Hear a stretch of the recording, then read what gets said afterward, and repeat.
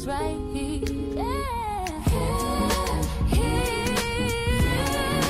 Spilling tea, no sugar, no fear. I'm still here, no fear, but I'm still here. Lakeysha Keysha, say it clear. Real talk, lives right here.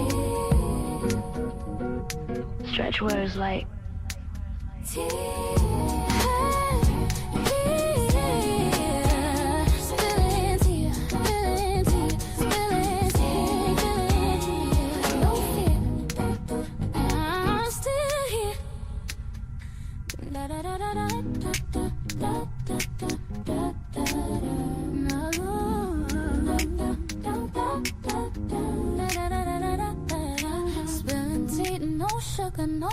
T-4 minutes. Lakeysha Keysha, say it clear. Real talk, lives right here.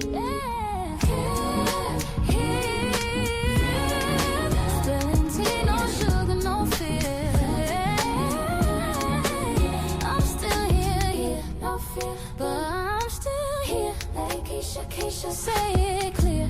Real talk, lives right here. Stretch words like T-3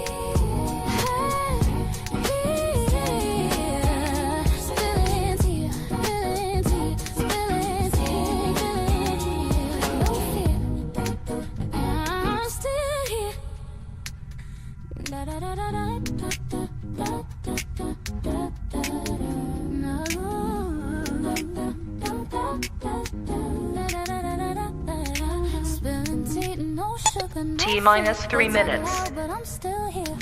Lakeysha Keysha, say it clear. Real talk, lives right here.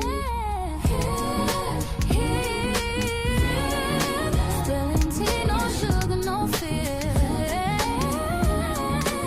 I'm still here, no fear, but I'm still here. Lakeysha Keysha, say it clear. Real talk, lives right here. Stretch words like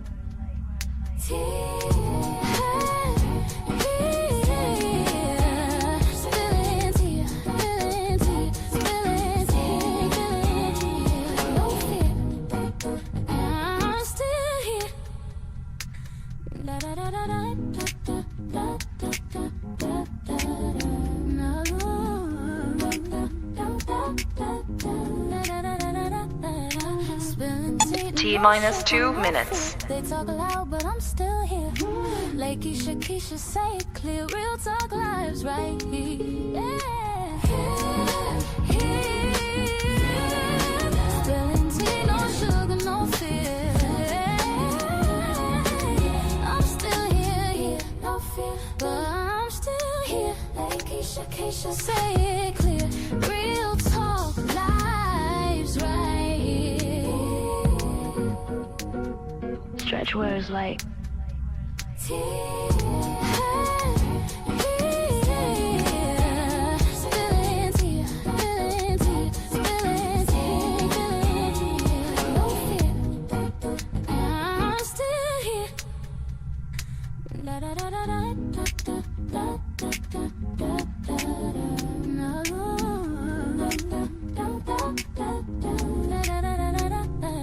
T-1 minute.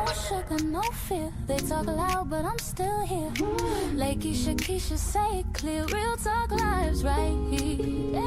T-50 seconds. Spilling tea, no sugar, no fear. I'm still here. T-40 seconds. But I'm still here. Lakeysha Keysha, say it clear. Real talk, lives right here. T-30 seconds. Stretch words like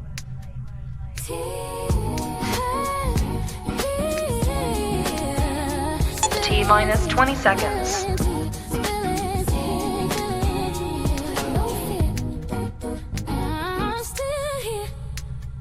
10, 9, 8, 7, 6, 5, 4, 3, 2, 1, 0. They talk loud, but I'm still here. Okay, guys, thank you for being here. Make sure you go ahead and hit the like button. Once the show gets started with the press conference, I will not be stopping it. So I'm going to say everything that I need to say right now, because once it gets started, which will be in the next 7 minutes, I'm just going to let it play. I'm not going to stop the press conference. So let me just acknowledge some people in here. Parte Capricorn, thank you for the gems. The 10 gems. Miss Nisi 2953, thank you for the 1,000 gems. Nurse M1, thank you for your 10 gems. Hottish Harris, Hortisha Harris, 94.95, thanks for the 200 gems. And Katrina Smart, thank you guys for the gems. I appreciate it. Now, as I stated, once it gets started, I'm not going to stop. So let me just say everything I have to say now. If you guys are new to the channel, please make sure you enable your bell notification. Make sure you subscribe to the channel. And the number one thing I ask you guys to do is like the video, share the video. There are 3 ways to support the channel. Some people have sent gems. I appreciate that. Thank you so much. The other ways is, as always, you can I can't even talk. You can send your comment in the form of a chat. And generally people do that if they have a question or something they want to say that they want me to really read, because a lot of times there's so many comments, I just randomly pick them. So if you want to super chat a question, you can do that. You can just super chat, period. You can do that. Also, if you guys want, you can go ahead and join our membership group, where I do members only videos. And the way that I like the donations is really any way that y'all send them, but Cash App, I prefer. I mean, but again, however you do, if you do watching the video, you are, supporting the channel by doing that as well. But you can also Cash App, and it's money sign at Lakeysha Keysha. So I will not be reading your comments as the video is, once the press conference starts, but I will do it after, the press conference. So I don't want to stop it to read your comments. So we'll be getting started shortly. You guys are just coming in. The one thing that I ask that you can do is make sure you're liking the video. We're going to get started shortly. We got about 4 minutes before it started. I just wanted to gather everybody to get you guys in here before it actually gets started. So we got about 4 more minutes. Give me a second here. Let me check on some things. Actually, I can play some music before it gets started. So it's going to get started here shortly. Just give me a second. Lakeysha Keysha, say it clear. Real talk lives right here. Spilling tea, no sugar, no fear. I'm still here, no fear. But I'm still here. Lakeysha Keysha, say it clear. Real talk lives right here. Stretch words like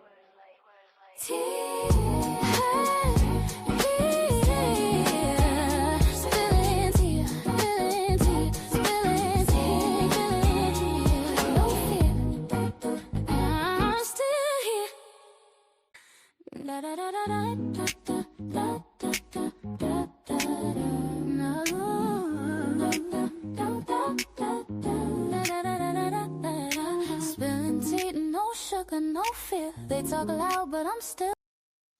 So if you guys are just coming in, we're just waiting for the press conference to get started. Make sure you guys are liking the video. And once it gets started, we got about 3 minutes. We're going to, like I said, we're just going to let it play. We won't be interrupting it at all, but you guys can go ahead and like the video. We're just waiting for it to get started here. And then we're going to jump right into the press conference. And of course, if you guys want to support the channel, you can Cash App at Lakeysha Keysha. I went this morning because I was like, okay, I know I'm, going to get started. I'm normally up early, okay, to just because I'm up early, but I normally don't do videos this damn early. Oh, I'm not going to get into it, but somebody said strangulation. That was in my, I got to talk about this comment. Somebody put in the comments, strangulation. why I could not sleep last night, and that has just kept coming up in my mind. That just kept coming up in my mind. But we're going to see, you know, we don't need to speculate anymore because the press conference is going to pretty much address everything that, you know, we've been trying to find out as it relates to this case. But you said strangulation, and for some reason that just kept coming up in my mind last night. And I was just like, why am I feeling like this? And also, if you guys don't know, what is his name? Warren has come out and has done a press conference. As a matter of fact, while we wait, y'all want to watch that? Let's watch that really quickly. Let's watch that. Because Warren now has come out and did a press conference, and people are thinking that he did this press conference, obviously, because he knows that this is coming out today. What kind of friend are you? You don't speak on your friend, but you're all giving press conferences. Y'all pretty much having a good time. Just like anybody would imagine, 18-year-olds, probably 20-year-olds, college students, out on the island, women, you probably had alcohol. So y'all having a good time. Yeah, of course. And so where's Nolan in this? You know, you guys out there, the friend groups out there, 3 boats full of people that came out there that seem to be the closest friend group. Right. Where's Nolan in this in comparison to where you and others are at? Well, you know, I had a couple conversations with Nolan that day, and I talked to him and a couple of my other buddies. They, in a group, I was not focused on anyone solely, like looking and pointing anyone out, because there's so many people out there. I mean, I was talking to my friends that I haven't seen in a while from high school. I was talking from people I knew from college. I was talking to, you know, everybody my age, and even people older than us were, you know, over there. Like, I mean, it was just a regular thing. You know, we're all used to this. We've been out to the islands before. My buddies don't just go out to the island on 4th of July, but they go out, you know, every weekend. Like, I fish the islands. I don't just, you know, fish. Y'all pretty much having a good time. Just like anybody would imagine, 18-year-old. So this is the press conference that this so-called friend, well, I shouldn't say a press conference. It's not a press conference, but he pretty much went on this guy's podcast. Why? And it's a bunch of bullshit. But, you know, as we can see, he literally went on here to damage control. Went and put his smaller boat in the water, which is the Palm Beach. He's an 18-foot Palm Beach. And why I drove the boat from Fort Bayou boat launch to my buddy's grandparents' house, and that's where we all plan to meet up that day. And you say we all, who you talking about? You, Nolan, and how many people are going to meet you guys there? We had roughly 20 to 30 people coming on 3 separate boats with us, and so we were all following each other out there as one big group. You know, it wasn't just me and Nolan and a couple other of my buddies. There was 20 or 30 people spread out where we all met at the dock before, and then we departed to go to Horn Island. It wasn't just a couple of us. I mean, there were so many people, we had to split up between 3 boats, and we all left and all got there at the same time. Yeah, I just want to make sure that's clear, because the statements that are out there made it appear that it was just you, Nolan, and Wyatt went and put his smaller boat in the water, which is the Palm Beach. He's an 18-foot Palm Beach, and I drove the boat from Fort Bayou boat launch to my buddy's grandparents' house, and that's where we all plan to meet up that day. And you say we all, who you talking about? You, Nolan, and how many people are going to meet you guys there? We had roughly 20 to 30 people coming on 3 separate boats with us, and so we were all following each other out there as one big group. You know, it wasn't just me and Nolan and a couple other of my buddies. There was 20 or 30 people spread out where we all met at the dock before, and then we departed to go to Horn. I see your comment. Yes, we know that he drove the boat. We actually know that he drove the boat. But how interesting is this, that you come out and want to talk about your friend that they just buried him, had his funeral. We know that your ass didn't show up to that. You haven't had any conversations with his mother, but now the day before the autopsy is released, you want to do a damn press conference. Yeah, we knew that he had some kind of control of the boat. Horn Island. It wasn't just a couple of us. I mean, there were so many people, we had to split up between 3 boats, and we all left and all got there at the same time. Yeah, I just want to make sure that's clear, because the statements that are out there made it appear that it was just you, Nolan. This dude, Officer Tatum, is an idiot. Nobody said that it was just him and Nolan. We saw the pictures. The pictures show that it was a great amount of people there. So nobody thought that it was just Nolan and him. That is what everybody has stated this entire time. How is there that he goes out on a trip with so many people and nobody saw him? I mean, who thought that it was just Nolan and a few friends? I mean, have you been following this case? The press conference has not started, so I'm just, doing this until it starts. I'm actually checking from another device, so it's not starting. So we'll just continue to do commentary on this video. And Wyatt went and put his smaller boat in the water, which. So I don't know what y'all think about this. This is some bullshit. I mean, what made you come out and speak now? Yeah, I don't buy it. I don't buy it. I don't buy it at all. Right. He can't speak to his best friend's mom, but you want to randomly do interviews about nothing. This is gibberish. And this is nothing but clickbait. If you look at the title, the guy says, actually, this guy, Officer Tatum, he released little snippets. And then he tells you to comment Nolan in the chat and he will DM you the link. What kind of clickbait shit is that? Right. Officer Bootlick Tatum. Somebody called him Officer Race Batum. It's just like, this is so stupid. This guy, Officer Tatum, he wanna be seen so damn bad it don't make sense. He literally says, let me show y'all the part where he say, comment, and y'all, I had to listen, I was hungry, so I had to grab me something. Like, listen, I be up early, but I don't be up talking. So y'all look at this one where he say, look, it says right here, let me show y'all, comment Nolan. He's looking for engagement on this bullshit. These are the black folks that I don't like, by the way, people like him. Comment Nolan and I'll DM you the link. What kind of weird shit is that? Why do you got to comment Nolan? Y'all have to put my drink like way behind me because I'll knock it off my table. I'm a little clumsy. But yes, that is lemonade light from Chick-fil-A because I feel like I just been eating a little bit too much sugar. So I got to get back on my shit here. Yes, that is lemonade light. I drink the regular lemonade, but I'm like, girl, your sugar, you got to keep the sugar down.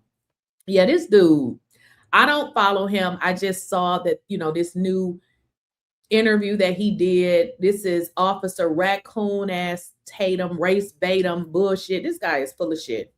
This whole interview, again, I don't have it because he wants you to DM Nolan. He's looking for engagement on his Instagram. Yeah, so again, I've only saw this particular clip. Yeah, he's trying to get profit. Exactly. Comment Nolan and I'll send you the link. Yeah, they haven't started yet. I'm looking at it on my other device. It just says starting soon, starting soon. So we'll just keep going until they start. But I am monitoring it on my other device. So yeah, it hasn't started yet. It hasn't started. Right. Oh, wait a minute. Somebody said he wants you to pay for it. Oh, hell no. Hell to the no. Well, I guess he'll find a couple of fools because from what I gather, these clips that he posted, that's probably the best that he has because you want to entice people to buy this bullshit. It's pretty much what he wants to do. I wouldn't buy it. Thank you for the 200 gems, designer, decorum. I'm going to go back after the stream ends and just, acknowledge you guys for your gems. I just don't want to do it right now because I don't want to start talking and then have to abruptly stop. Okay. So I will go back and do that again. Yeah, this is some crap. Like, these are the type of people that'll do anything for money, like anything for a few dollars. Like, come on now. You got to have some dignity and some respect. You sitting down with him, you couldn't even believe the shit he's saying. I mean, it's something called, you know, to have some kind of morality. I mean, you're sitting down with a stranger, but you couldn't even reach out to his mom. You couldn't even have a conversation with his mom to tell his mother what happened. But you're sitting down with a stranger.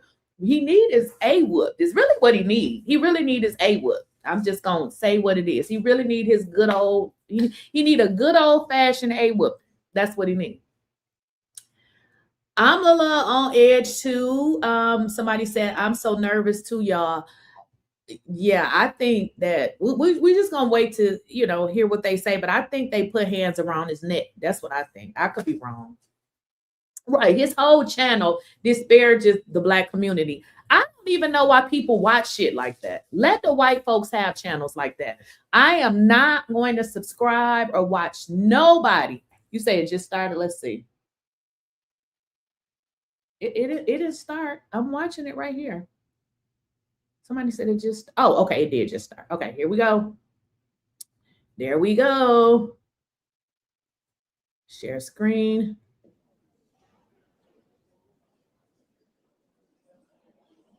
Thank you to the person in the chat. It was just coming to me a little bit later. But once it gets started, guys, I'm just gonna let it roll.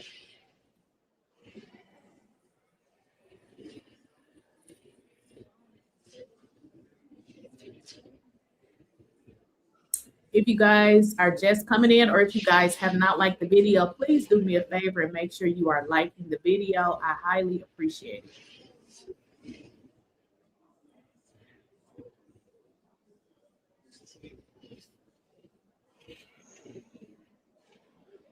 What do you guys think that the autopsy is going to reveal? Let me know in the chat. The state has not released the autopsy. For the people in the chat, the state of Mississippi have not released anything. So what you're watching is Attorney Ben Crump. They got an independent autopsy. This is what we're watching. We have nothing from the state. Okay, nothing has been released from the state. Nothing. We have nothing from the state. How crazy is that? Nothing from the state, but they sent his body to DC, which arrived this past weekend, and we have a report in what, 3-4 days? Come on now, they playing in our faces. Well, what we do know, guys, is that Nolan's mom is gearing up to sue them, and we'll talk about that after, you know, the stream, after their press conference ends.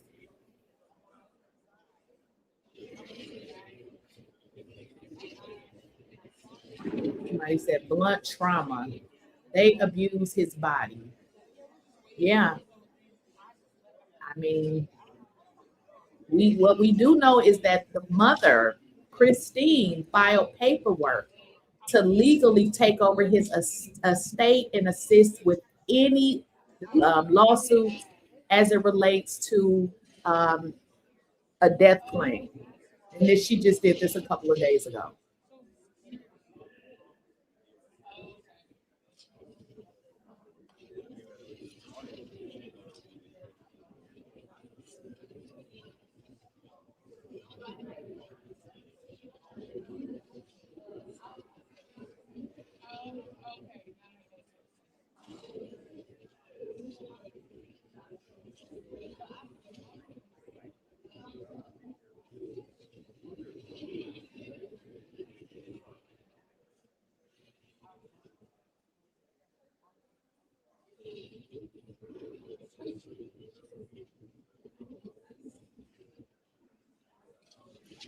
All right, guys, like I said originally, if you're just coming in, make sure you like the video, subscribe to the channel if you guys have not, and also enable your bell notification.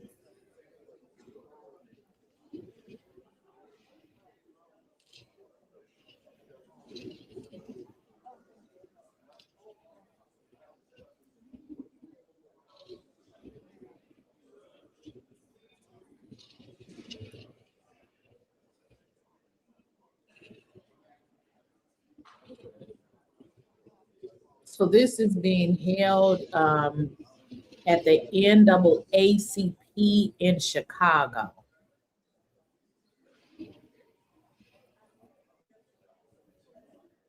And if you guys send any super chats or any gems, I'm just going to read it at the end. I just don't want to get started reading it, and I don't know, when they're going to start. So whatever you guys send, it'll be acknowledged at the end. So I'll just read them all over again.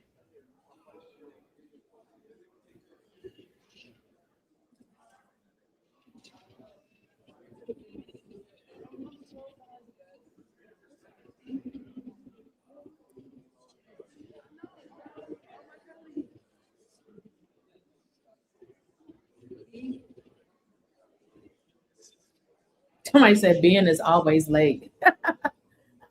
Maybe it don't got nothing to do with Ben. Oh, that's funny.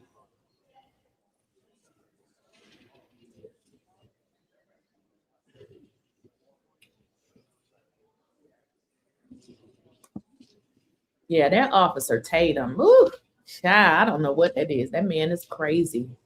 Just creating content off of a damn grift. Just there's so many real things to talk about than be on here with this bullshit. Burnt, beating, and badly bruised. Somebody says, what happened? We are looking at the press conference from Nolan Wells, the 18-year-old. That body was found on Lake Horn.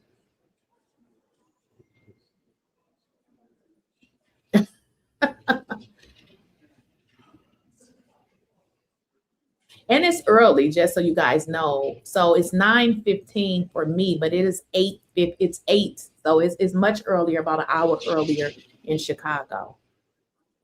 Here we go, backdrop ready. Got to get everything the way that it's supposed to be. Ooh, 2:15 p.m. London. Hey, London.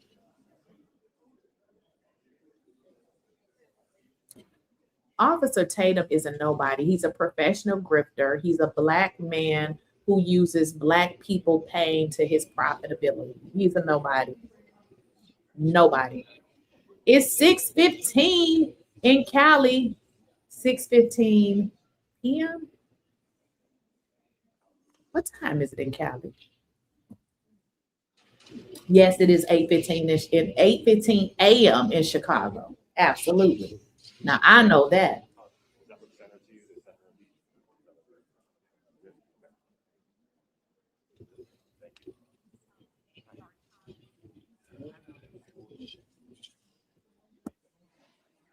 Somebody said Officer Tatum married to a white woman. we are not surprised, okay? We are not surprised that Officer Race Tatum, Grifter Tatum, we're not surprised. They can have him. Nobody wants him. Anybody can have him. Come on now, Ben. Come on now, Ben Crump. Uh-oh, here we go, y'all. How to get started. Good morning. Good morning. If everyone can take your seat, we'll get started with the press conference in roughly 2 minutes. If everyone can take your seats, we'll get ready to get started in roughly 2 minutes. Thank you. One other thing, guys, I want to say before we get started. Sometime when we broadcast these things, the volume will reduce. You have to turn your volume up. Just like I have to turn mine up. Make sure you adjust your volume if it gets low, okay? So just remember that.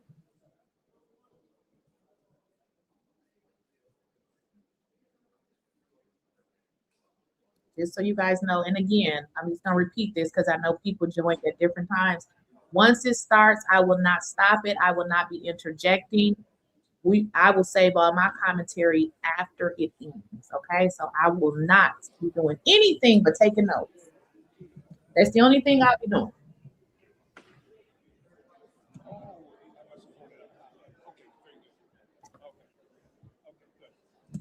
It's about to start in 1 minute. Yep.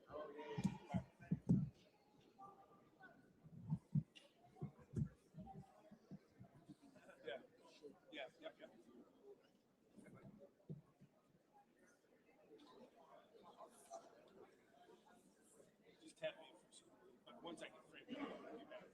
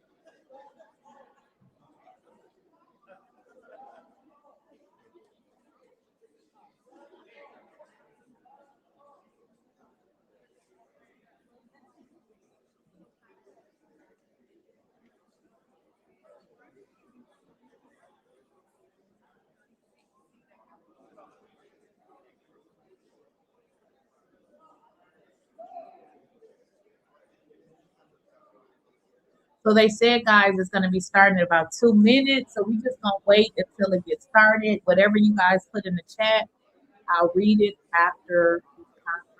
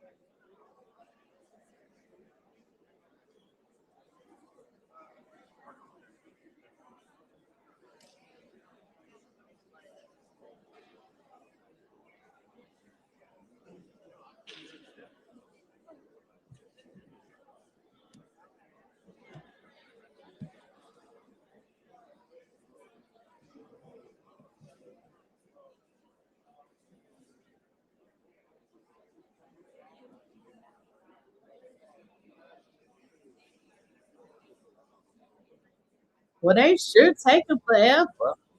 Come on with it now, Ben Crump. Come on with it.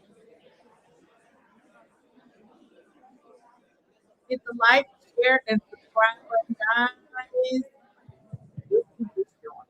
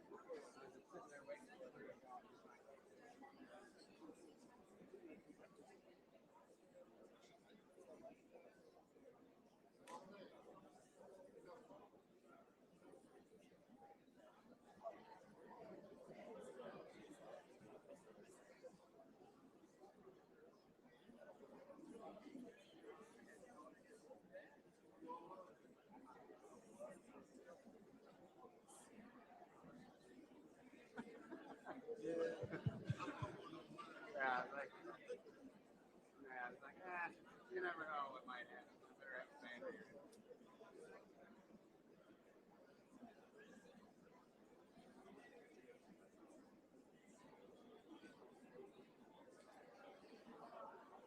So we are just waiting, guys, on the autopsy here. Hopefully they get started shortly. I call myself starting a little bit early, but hey, you know, they running a little bit late. What are you guys saying in the chat? Oh, somebody said cooking and frying.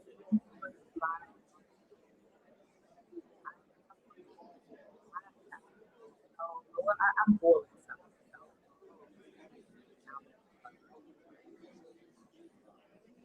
So if you guys send in like super chats and stuff like that, I will be acknowledging that. If you send in cash apps, I will be acknowledging that.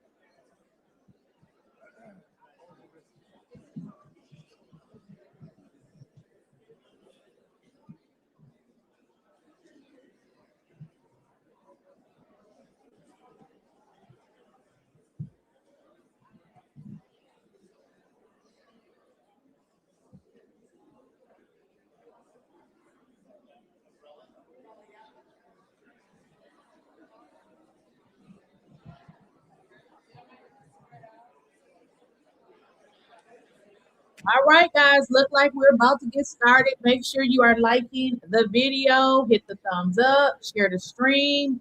I will do my commentary after this press conference is over.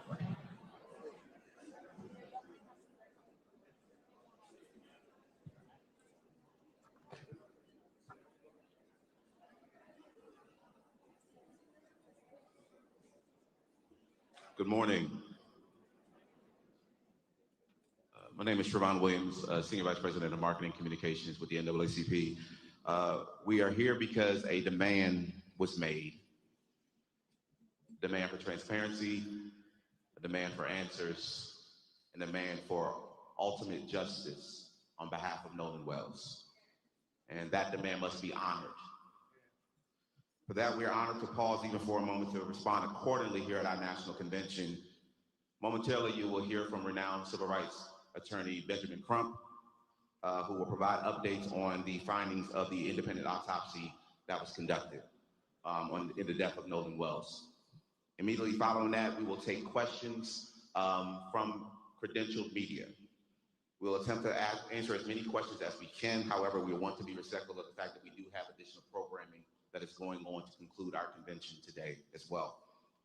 So we're asking that all press and media, if you're asking questions, please be concise, give your name, give your media credential, and we'll go from there. But before he comes, we will have the leader of the NAACP, President Derrick Johnson, to give opening remarks. President Johnson.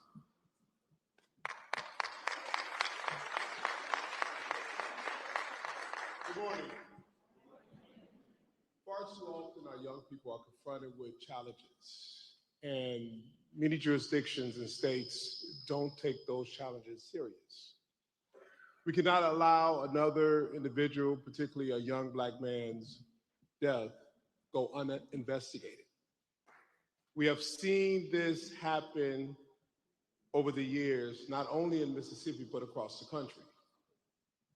It is unfortunate that our young people only seek to enjoy life. And as a result of participating in activities, no longer have life.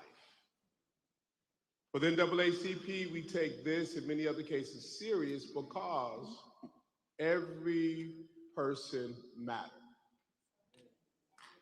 I want to thank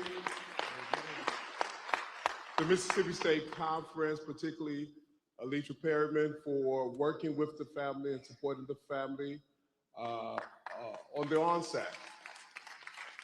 Because it's difficult to lose a loved one, it's even more difficult to navigate a process when all eyes are on you.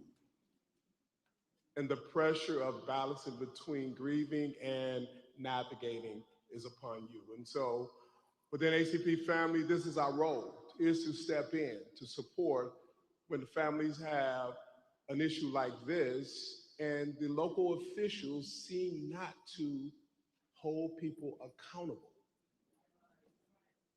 It's unfortunate when you see news reports and law enforcement officials are repeating what individuals are saying, as opposed to investigate the individuals who gave you the information, because you don't know who was involved or not involved. And so narrative matters in this case. And we're saying that in Nolan Wales' situation, the narrative should not be it was an accident before there was an investigation. The narrative should not be the words of individuals who went on a boat to the island with him, but they came without him, but with his cell phone, and you don't investigate those individuals. We're not accusing anyone of anything other than the state of Mississippi and local officials. We're accusing them of being derelict in their duties to follow up and to ensure that regardless of what happened, that there was a proper investigation so that this family and that community could be assured that if anyone was involved, they would be held accountable. And if it was truly an accident, that the families will have the necessary answers that any family deserves in this situation. I want to bring to the podium Attorney Benjamin Crump, a friend of mine who have stepped in to take the case and in support of the family to ensure that they get the answers that they deserve and that local officials and anyone involved will be held accountable to this family, to that system, because we are all parents, siblings, to loved ones who should not be confronted with this reality. Attorney Crump.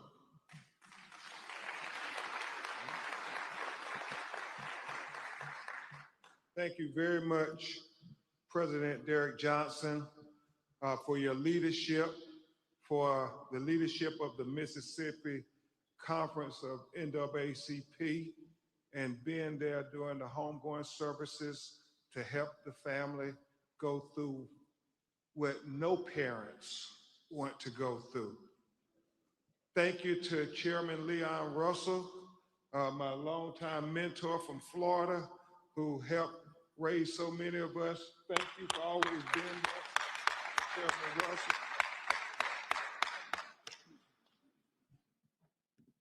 As President Johnson said, I'm Attorney Ben Crump, representing the family of Nolan Wales, but it's not just me, it is a team effort of incredible, dedicated lawyers and investigators and paralegals. Attorney Lisa Park, attorney who you'll hear from in a few minutes, Attorney 𝐸𝐿 Attorney 𝐬𝐮𝐬𝐜𝐫𝐢𝐻𝐿, Attorney Camila Moore, Cliff Jones, Jared Preston, Alan Williams, our whole team of people who are committed, as I said, President Johnson, on this ferocious search for the truth of what really happened to Nolan Wales. But before we begin to discuss the intricacies of the preliminary findings of the independent autopsy, we think it would be appropriate for you all to hear from the people who knew Nolan Wales best, so they can thank you themselves and tell you about the trials and tribulations that they have been enduring since July 4th. July 4th will never be the same for them.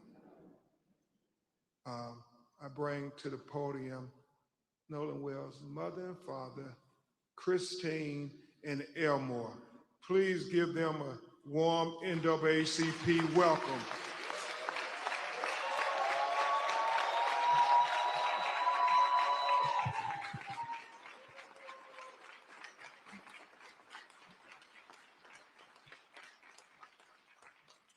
First of all, I want to say thank you all so much. Thank you to President Johnson as well as Chairman Russell. This has been a difficult journey. Losing a child, it truly breaks your heart. It is a pain that is just you can't measure it. Especially someone like Nolan, who brought so much joy and light and life to everyone. You don't find too many genuine people like him. So to lose that light at such a young age under these circumstances has been absolutely difficult, which is why we've gone this route. There's so many people out in the public asking all of these questions, but the only question that we have is what happened to our son. That is the only question. We have consistently been degraded by the public. There's been questions about our parenting, our GoFundMe, this, that, and other. I've been called a racist. I am a healthcare provider, and I take my job very seriously. I love everyone. And it's been difficult for us, but we are leaning into our faith, leaning into one another, also leaning into all of you. There are not enough thank yous, not enough appreciation for what you guys have done for us. And we do. We love you from the bottom of our hearts. Thank you. And so it is our hope that our local authorities will do what they need to do, because us having the preliminary autopsy results and hearing nothing from them, it's heartbreaking and it's concerning, which again is why we are here, why we have asked for this help. So again, thank you all so much for your support. We appreciate you, we really do.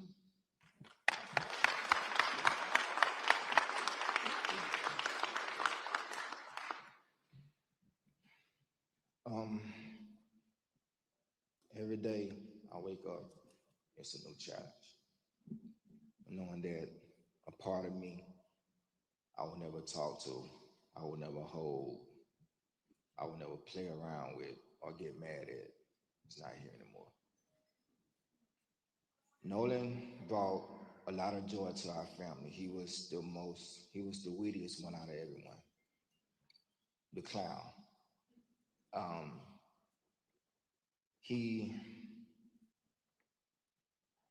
He loved to put in the work because he wanted to be the best. He wanted to make me and his mother proud, and we were so proud of him just for being the person that he was. He was loving. All his teachers knew him, but loved him. He walks in the room, his aura, you are automatically drawn to it. Never met an enemy. And if they were, they would eventually be friends, because they would eventually bond, and it's gonna be hard. He should be at football practice right now, calling me after practice, Dad, I made this play, or I made that play, or I get a text with 3 or 4 videos of him doing this, running this route, making this block, and what you think I should do? And I will give my honest, because I always tell them, if anyone is going to be totally honest with you, it's going to be me. It's not because I'm being mean, but people outside your family are going to tell you what you want to hear. I'm going to tell you what you need to know to make you better. It's going to be hard for our family from here on out. And like I said, every day is a challenge. We're going to miss our son. And like my wife said, we just want honesty. We want to know what happened to our son, because the things that you're telling us, that's not the character of our son. We know our son. I understand, our children would do things that, that would kind of dumbfound us sometimes, but the things that we're being told, there wasn't Nolan. So please keep us in your prayers, keep him in your prayers. And we're going to keep pushing and fighting until we find answers. Thank you guys for your love and support. You guys keep saying the volume is low. I've already said turn up your volume. This happens in press conference. Thank you so much. You have to turn up your volume. Christine and That's why Nolan. you have one. Turn it I up. have Christine and 𝐿 Nolan's mother and father. Before we start to go over the preliminary findings from the independent autopsy, we will hear from Attorney Lisa Park to tell you about who was the forensic pathologist who conducted the autopsy. Attorney Lisa Park.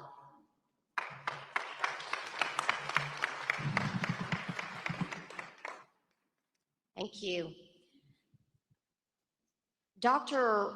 Roger Mitchell could not join us today, but we felt it important before we reveal and unfold this report that you understand who conducted this autopsy.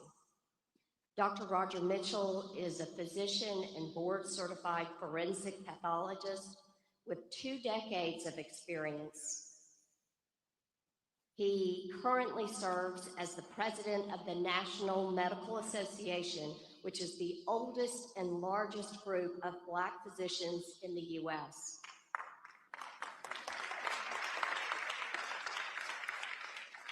Most recently, he also served as president of Howard University Hospital, chief medical officer of the Howard University Faculty Practice Plan, and chair of the Department of Pathology. Before joining Howard, he served as chief medical examiner for Washington, D.C. from 2014 to 2021, and later as interim deputy mayor for the Public Safety and Justice. Dr. Mitchell has conducted and managed thousands of autopsies and is nationally recognized for his work at the intersection of medicine, public health, and justice. For this case, we sought out the very best, and we are proud to be working with the very best.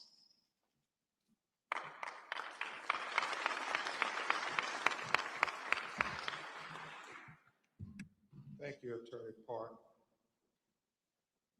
I again want to express our gratitude to President Johnson, Chairman Russell, and the NAACP, because civil rights is more important than ever in the United States of America today. And so we thank you for the civil rights leaders stepping up to say that our children's lives matter now more than ever.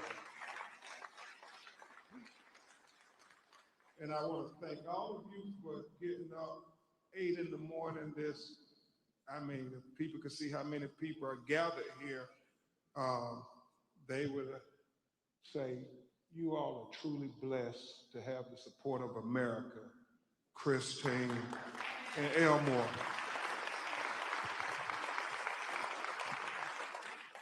And I want to thank the media for covering this matter, because they don't always cover when our children are taken away from us in highly unquestionable ways. And I do understand there's a lot of news going on in America today. I woke up to them saying LeBron James is going to announce where he's going to play basketball next year. But I'm very happy that the media said this story is just as important. And I'm sure LeBron James and Rich Paul and Stephon Curry and Draymond Green,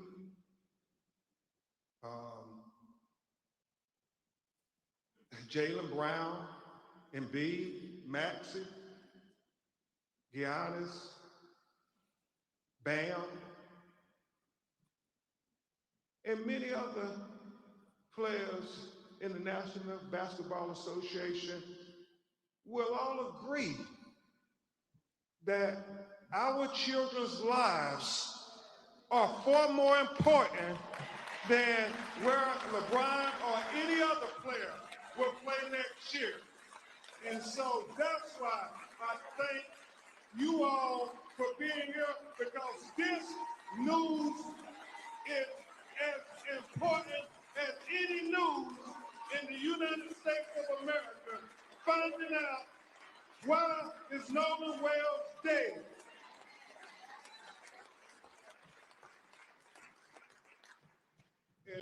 And I want to thank you all who have called the call center. I want to thank Reverend Al Sharpton. I want to thank Mr. Tyler Perry. I want to thank Mr. Terry Owens for putting up the $125,000 reward for anybody out there who have information so we can get to the truth of what happened. I mean, any videos, we've gotten so many videos, President Johnson, from that day from young people, and we want them to have the courage to come forward with the pictures, what you heard. I know people said there were a lot of disturbances out there. Some believe it involved Nolan. All of those things are important to get to the truth of what happened. The fact, Christine, that the United Cajun Navy are so forthcoming. The fact that they told us, we haven't heard from any of their local officials, that Nolan was found face down, fully clothed. Well, that's significant to us because the last time we saw him on the videos, he was without a shirt. So at what point did he put on a shirt? Somebody saw something. Somebody knows something. There were almost 300, 400 people.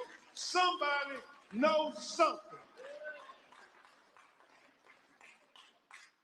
So, Scott X, we're trying to just make sure people understand that you can call the Nolan Wells tip line.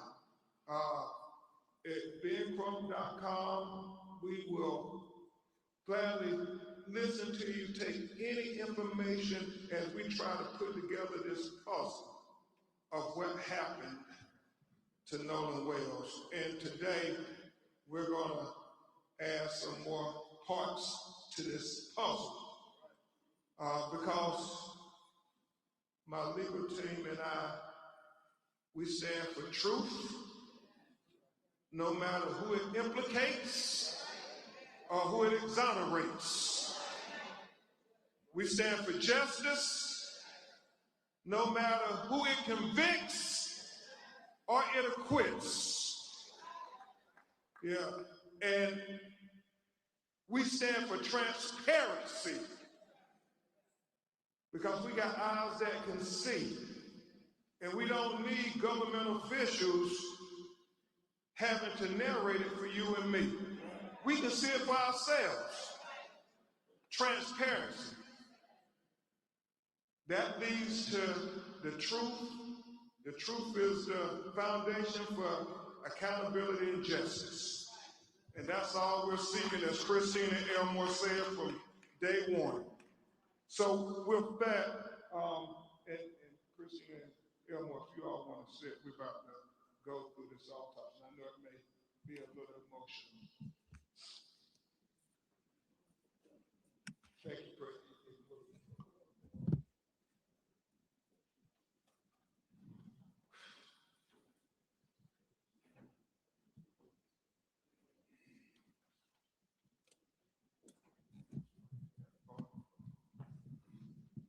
So,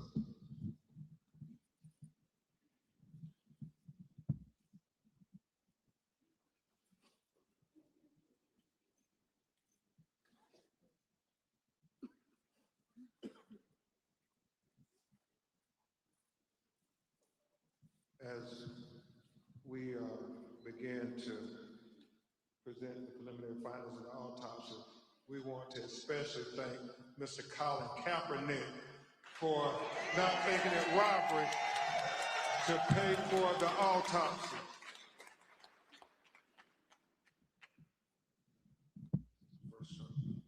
Let's go.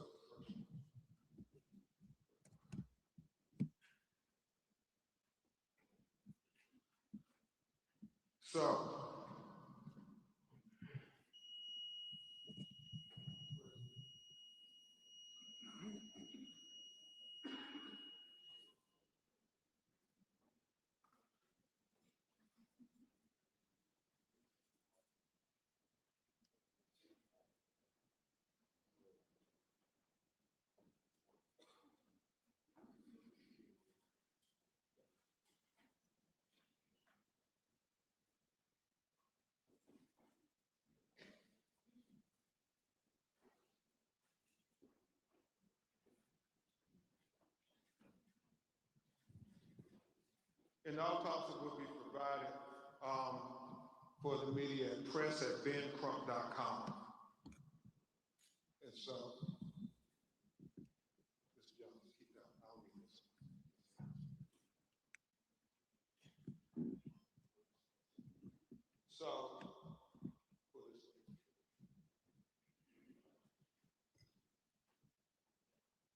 So, Dr. Roger Mitchell, board certified forensic pathologist, performed a preliminary report on the death of Nolan Xavier Wells.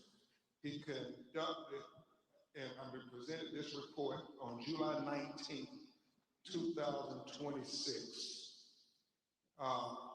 Preliminary report, second autopsy, death of Nolan Xavier Wells. Cause of death, undetermined, pending investigation. And we'll explain that as we go through the report this morning. The manner of death, undetermined, pending investigation. Statement of examination.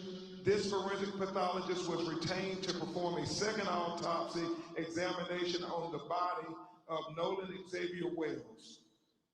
Name of decedent, Nolan Xavier Wells, age 18 years old, race, black, gender, male, date of death, unknown. Second autopsy date was performed on July 10th, 2026. Preliminary findings, and this is significant. Focal area of red discoloration in the soft tissue of the back of the head, the occipital region. He said the etiology is unknown at this time. He said the body was received after the initial autopsy. He said the body had marked decompensation.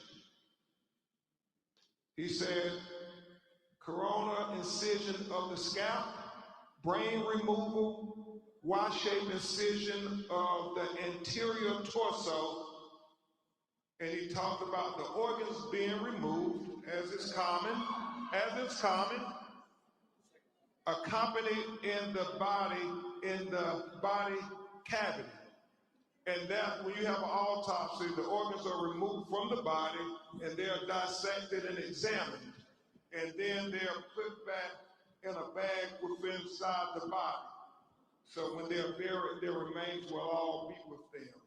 But in this occasion, if there's going to be a second autopsy, then the organs are put in the body cavity so the second pathologist could be able to examine the organs as well. Very significant for Dr. Mitchell was that the anterior inner neck structures were absent, not received with the body. And we'll explain that in just a minute. And then it talks about the additional procedures performed during the second autopsy. And we'll go into the paragraphs on that there because he explains it better in his narrative. So where's the first page of the discussion? Not the diagram yet. Diagram on that.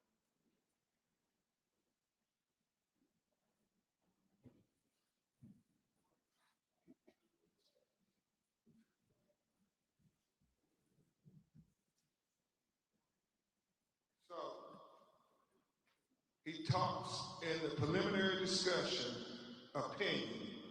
This forensic pathologist identified several limitations during the second autopsy that create barriers to establishing a definitive cause and manner of death for Nolan Xavier Wells. And that's important. He talks about the fact that we didn't get to see the body when it was first recovered, like the medical examiner working for Mississippi would have seen. He talked about the second autopsy performed on Nolan Wells revealed marked decompensation or changes. Marked decompensation can obscure the presence and absence of bruising on the skin surface, especially during a second autopsy examination. What he's saying, because the body was so decomposed that you couldn't tell if there was bruises or abrasions on the body when he received it on the 10th of July.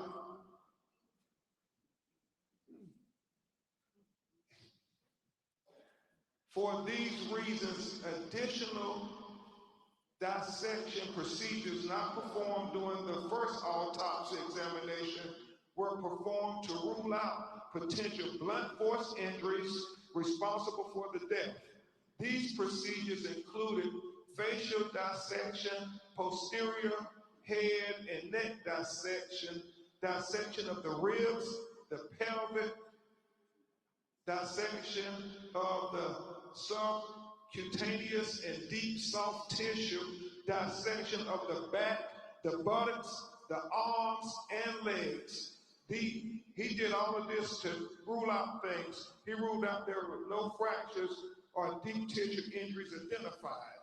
This was very important because he wanted to be very thorough and very transparent, because transparency is the key to getting to the answers of why Nolan Wells is not with us. So he did that there and was very straightforward, very open, very open. He says, however, dissection of the back of the head during the layered posterior neck dissection revealed a 12 by 8-inch focal area of red discoloration in the deep soft tissues overlaying the occipital bone. And he talked about how he found red discoloration when he cut open into the back of his head towards the occipital bone, and he saw the red discoloration, and we actually saw the pictures of it. It's significant. You can't help but notice, why is this dark red here in the back of his head? And so he was important to note that in his report.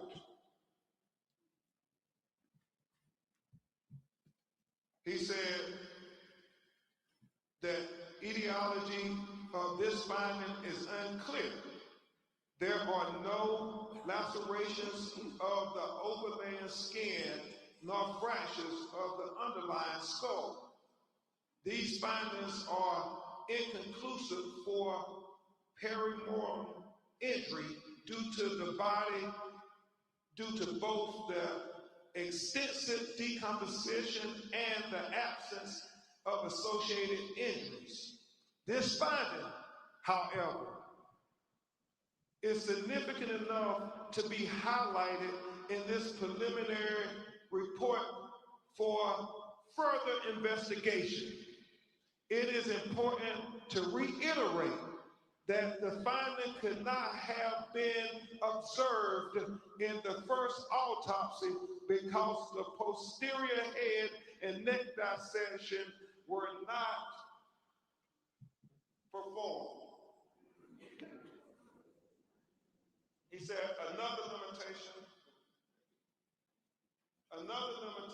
faced by this forensic pathologist was the absence of the anterior internal neck structures.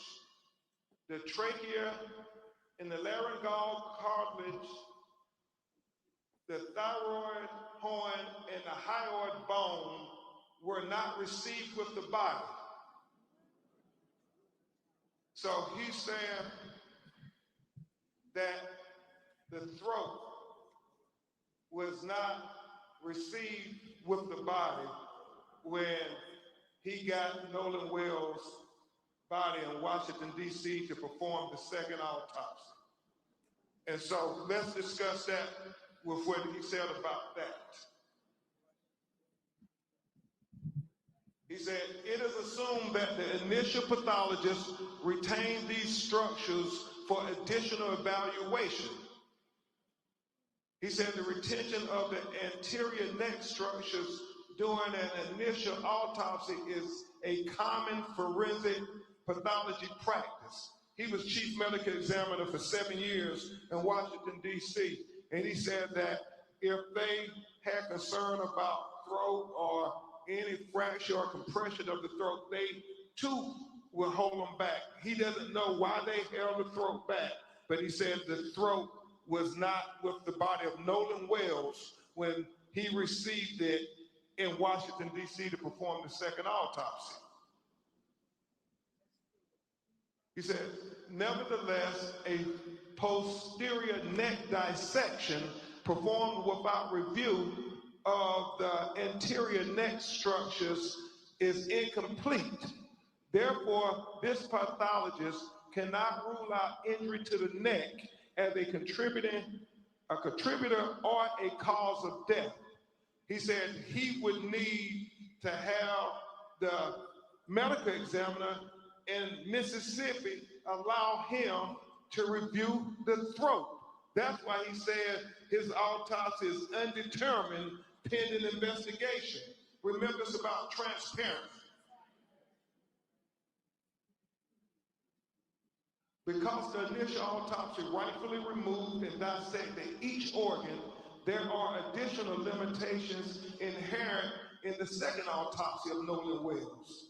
The most significant of the limitations was the inability to directly observe the airway and the lungs for water and directly observe the stomach for gastric contents. He said it is very significant as to what the initial forensic scientists who got to review the body when it was recovered. We have heard from our call center people saying the body wasn't waterlogged. Well, we need to know those things. But unfortunately, because the body was decomposed and the organs have already been dissected, those are things we can only get from the initial autopsy. So therefore, again, the manner and cause of death is undetermined until further investigation. We are hopeful that the Mississippi Medical Examiner would give Dr. Mitchell an opportunity to see their photographs and their observations to the condition of Nolan Wells' body closer in time to July 4th. That is very important, and we have to continue to demand transparency, President Johnson.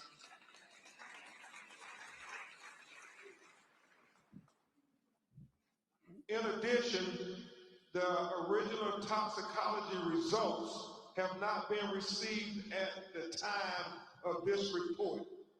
And we continue to wait for the toxicology to come back because, again, that will be part of the investigation into Nolan Wells' autopsy by Dr. Mitchell. It is significant to know that there's many things that go into toxicology that only Dr. Mitchell would be able to opine upon, and medical experts can opine upon.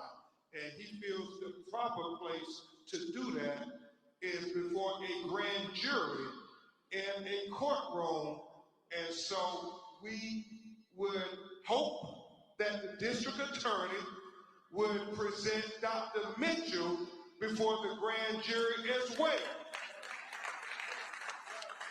We want all relevant information to be heard by the grand jury.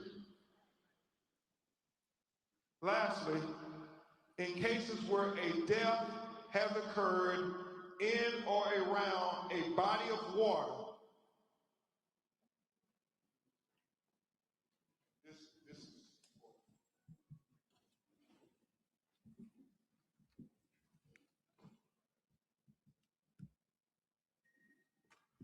lastly, in cases where a death has occurred in or around a body of water with suspicion of drowning, it is important to confirm how that person entered the water. This is the crux of the matter. This information is especially important for those deaths of persons who can swim. As in the case with Nolan Wells, at the time of this report, this forensic pathologist does not know the condition of Nolan Wells. He did not know whether he was conscious or unconscious when he entered the water. He said that would be significant. He said he did not know whether he was forced into the water or unforced into the water. He said that would be significant. So he said the condition of Nolan Wells before he entered the water would be the crux of the matter. It would be of utmost importance to being able to determine a cause and manner of death. He said, definitive circumstances of death are required to determine the manner of death. For these reasons, this pathologist cannot rule out, and let me really call your attention to this. For these reasons, this pathologist cannot rule out if any intervening non-accidental factors contributed to or caused the death of Nolan Wells. Understand, he said based on the examination of the body, he cannot rule out foul play. That is significant. With the following questions still outstanding, number one, what were the circumstances that led to Nolan Xavier Wells entering the water? Number two, what was the body position when it was found? We know that a member of the United Cajun Navy said that he was face down and he was fully clothed. Number three, was there water in the airway? Remember he talked about the lungs and the airways where they fill with water. Number four, is there any evidence of injuries to the anterior neck structure? We got the autopsy without his neck. We got the body without his neck at the time of the second autopsy. Number five, is there any evidence of any intracranial hemorrhage? He said that is going to be very significant. Things that he could not observe at autopsy that the initial medical examiner would have been able to observe. Number six was the composition of what was the composition of the stomach contents? He talks about that being important because when was he found? How long had he been in the water? How long had it been since his last meal? All those things become relevant factors when you're trying to do a thorough and impartial autopsy. And number seven, what are the toxicology report findings? He said the best classification again for the cause and manner of death for Nolan Xavier Wells is undetermined pending investigation. This forensic pathologist reserves the right to review and incorporate additional forensic pathology information into his opinion as it becomes available. He says, the above opinions are expressed to a reasonable degree of medical certainty. Dr. Roger A. Mitchell, July 19, 2026. And we know that, as I said, this is only another part of the puzzle. And even though it tells us significant information, we still have more questions than we have answers at this time. And we will continue to press forward and persist, Christine and Elmore, with getting the answers to these questions. Because as you, yes, we will persist, because as Christine and Elmore and Attorney Parker and I talked this morning, we know that there are so many conflicting stories. The fact that she said him being found face down, the fact that we have other videos where people who have called said that is Nolan who is in some kind of dispute with others. We're looking at all of these things. The fact that the GPS tracking of the boat is being questioned by many. We're trying to dot every I and cross every T, because we understand that when our children's lives are at stake, it matters. Not just what happened, but what we do in the aftermath of them being taken away from us.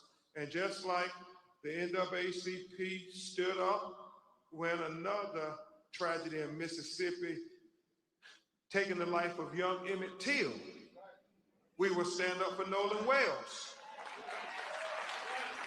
Just like the NAACP and civil rights leaders stood up when another Mississippi son was taken in Medgar Evers.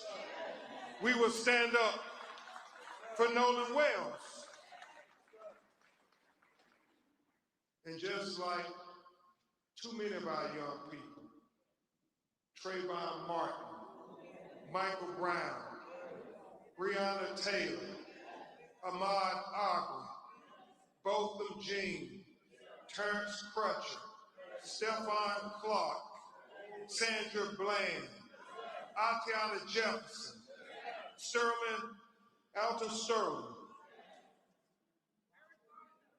Eric Gardner, George Floyd, Tamir Rice, the young people who I was trying to focus on.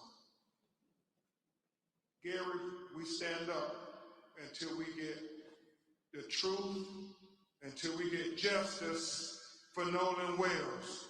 Justice for Nolan Wells. Justice for Nolan Wells. Justice for Nolan Wells. Justice for Nolan Wells. Justice for Nolan Wells.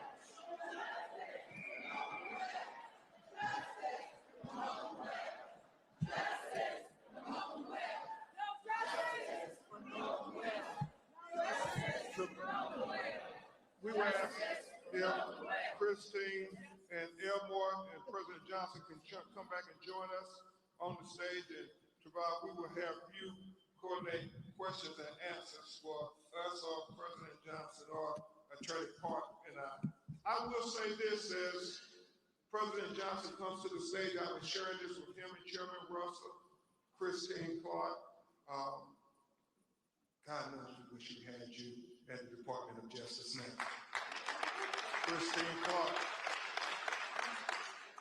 As I was sharing with President Johnson and Reverend Al and others, this is so important that we continue to talk about Nolan Wells and what happened to him, and that we get attention on him, because in getting attention on him, it brings attention, Cliff Jones, to other cases that are not getting their attention as of yet. But I'm so grateful to Christine and Elmer, because they said whatever we can do, not only to help our son, but to help these other young black boys who was killed the July 4th holiday. And I want to take a moment before we answer your questions to talk about two other young black men, both 18 years old, who were killed in extraordinary ways that are very similar to Nolan. President Johnson, 18-year-old Daniel 𝐬𝐻𝐫𝐿 went on a fishing trip, out on a fishing boat with two other young men. He was the only black. It is alleged that he ended up accidentally drowning, but his two white friends got his cell phone and threw it away, got his clothes and threw it away, and then went and deleted all of their text messages with him and social media. Sounds familiar? And they've only been charged with tampering with evidence. And his mother is crying out that they should be charged with murder, because if they would lie about his cell phone and his clothes and deleted messages, then they will lie about what really happened to Daniel 𝐬𝐻𝐫𝐿.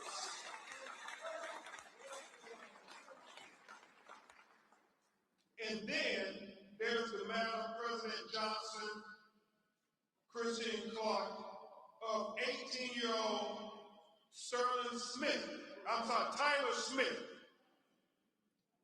Tyler Smith, on 4th of July, was at a house party with about 10 other people. He was the only black person at the house. He somehow ends up shot in the head, dead. Some of the friends get rid of the gun. The police show up. They tell the police it was an accident. It was an accidental shooting, that they were playing Russian roulette. And Tyler Smith ended up getting killed. And apparently, Christine Clark, President Johnson, the police just took their word for it. His mother and grandmother are incensed. They asked the police, did you do a gunshot residue test on his hands? And the reason they said they had to call us, like Daniel 𝐬𝐻𝐫𝐿's and Nolan Wells' family, because the police told them, President Johnson, that there was no need to do gunshot residue on his hands or any of the other people in the house, because I don't understand this logic, but they said if they were playing Russian roulette, then all of them would have gunshot residue on their hands. So we don't need to do gunshot residue tests. It makes no sense whatsoever. So they're taking the word of these 10 people that your son just killed himself. And you don't have to worry about doing any investigation or testing forensically anything. Just take our word for it. Now, can you imagine in any three of these scenarios, had the survivors been young black men and They were with a young white man, and he ended up dead. What kind of investigation would that have been? What kind of interrogation would that have been? Would they have ever been able to see the light of day until those questions were answered? Well, just like you would do a thorough investigation for your children, we want you to do a thorough investigation for our children.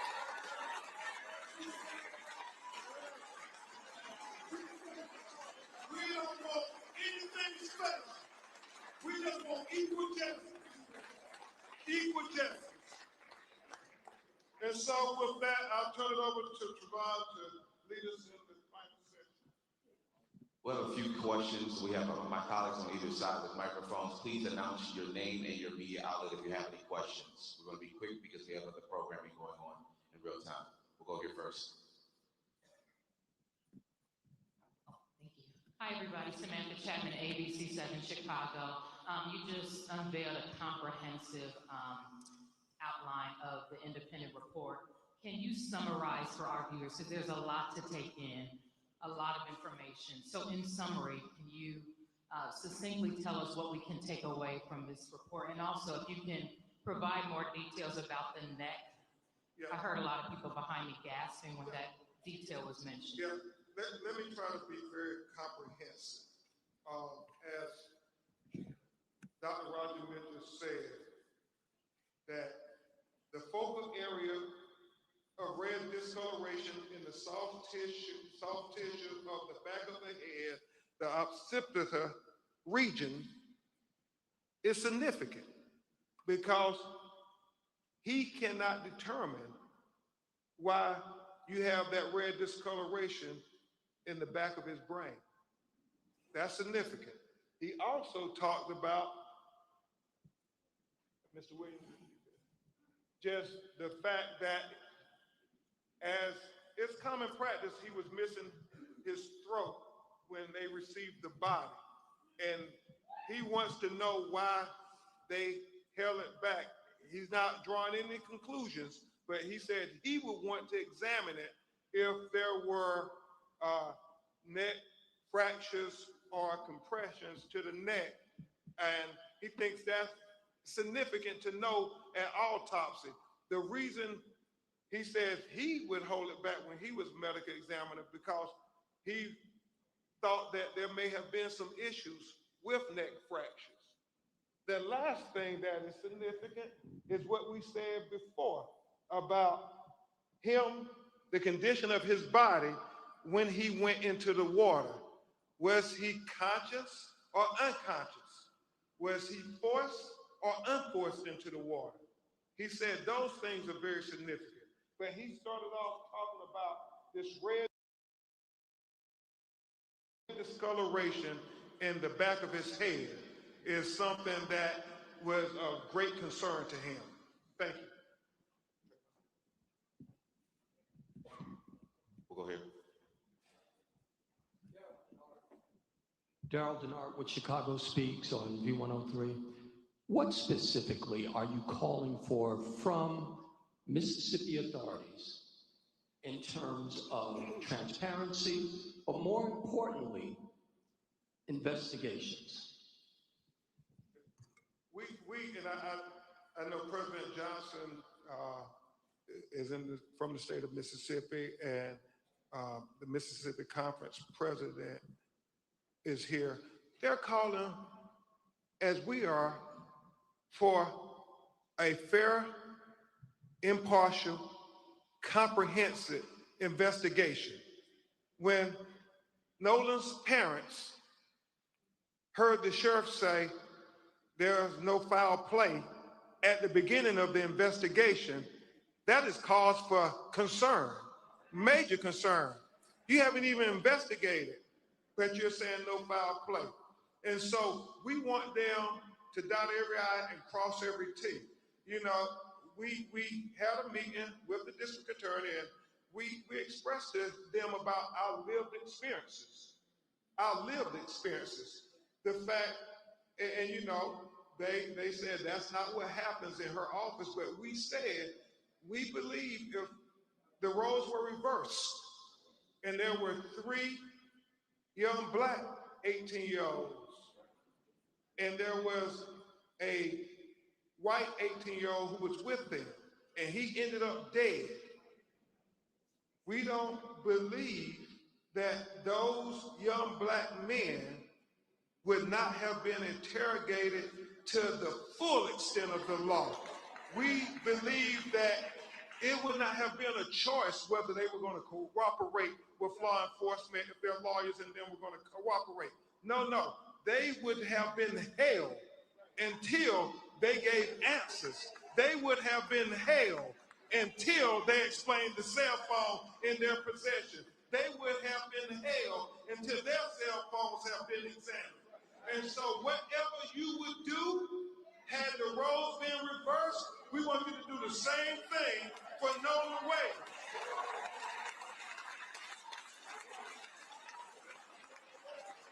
We have time for one more question, and then we're going to have a prayer with our Religious Affairs Committee with the family. One more question here. What's it? I'm Tiffany Walden with the Charter in Chicago.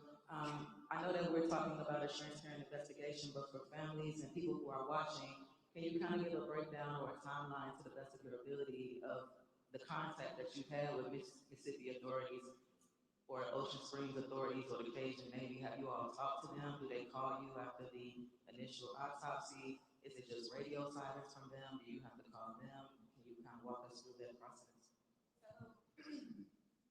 The last time we actually spoke with local authorities, which would be the Sheriff's Department, was I think a day or 2 after his body was found. That was only initiated by me. I sent him a text message. I was like, hey, this is Christine, Nolan's mom. I just want to see if there are any updates. Basically, he called back, there were no updates. He's like, we're still interviewing. And again, my concern, and also my husband's concern, was it was not even an hour that his body had been removed. And the sheriff came out and said, this is, accidental drowning. We don't think there's foul play. Again, that is why we're doing what we're doing and why we're moving the way we are. Because I sat there and asked them, please take this case as if this is your child, your family member, your whatever. And they promised that they would, but when you make statements like that straight out the gate, that's an issue. We did meet with the DA. She did promise, transparency and all of this, all of that. However, damage has already been done because now that's the narrative that's being pushed by the general public, who again, know nothing really, only what they're hearing from other people. So in addition to that, it's all these things coming up. And at the end of the day, like I said before, any parent that would be in this situation, you would do anything to find out what happened to your child. And that is what we're here to do. It is very important to note that this narrative, this suggestion that it was an accidental drowning, nothing to see here, is troubling, even if that's the case. There were 300 to 400 people out on Horns Island. You mean to tell me nobody saw anything? Nobody can tell us anything about what happened to one of the few black people that were out there on that island that day? It just doesn't add up. The fact that they're saying Nolan said that he would stay behind, but yet an 18-year-old kid would not want his cell phone if he was going to stay behind. The fact that, you have the young lady saying that he said he was going to get back on the boat with the boys, and then the boys saying no, he said he was going to stay behind and talk to her. If that was the case, don't you believe Nolan would have said, give me my cell phone, I'm gonna stay behind. Give me my car keys, I'm gonna stay behind. It's not adding up. And so we're gonna keep fighting and digging until we get the answers, the transparency, the truth, the accountability, and justice for Nolan Wells. Justice for Nolan Wells. Justice for Nolan Wells. Justice for Nolan Wells. Justice for Nolan Wells. Justice for Nolan Wells. Justice for Nolan Wells. Justice for Nolan Wells. Justice for Nolan Wells. We're going to have our Religious Affairs Committee join us quickly so we can have a quick word of prayer with the family, and that will conclude our press conference formally.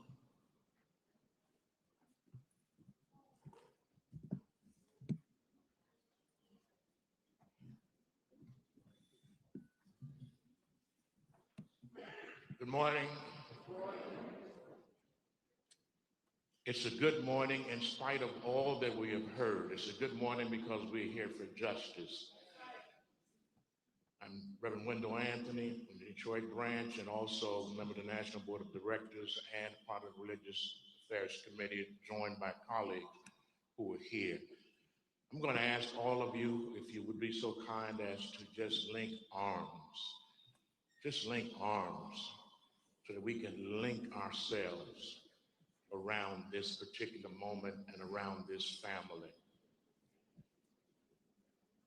There's an old African proverb that says, those whom we love die only in the physical sense, but their spirit continues to live on in the will and determination of those whom they leave behind.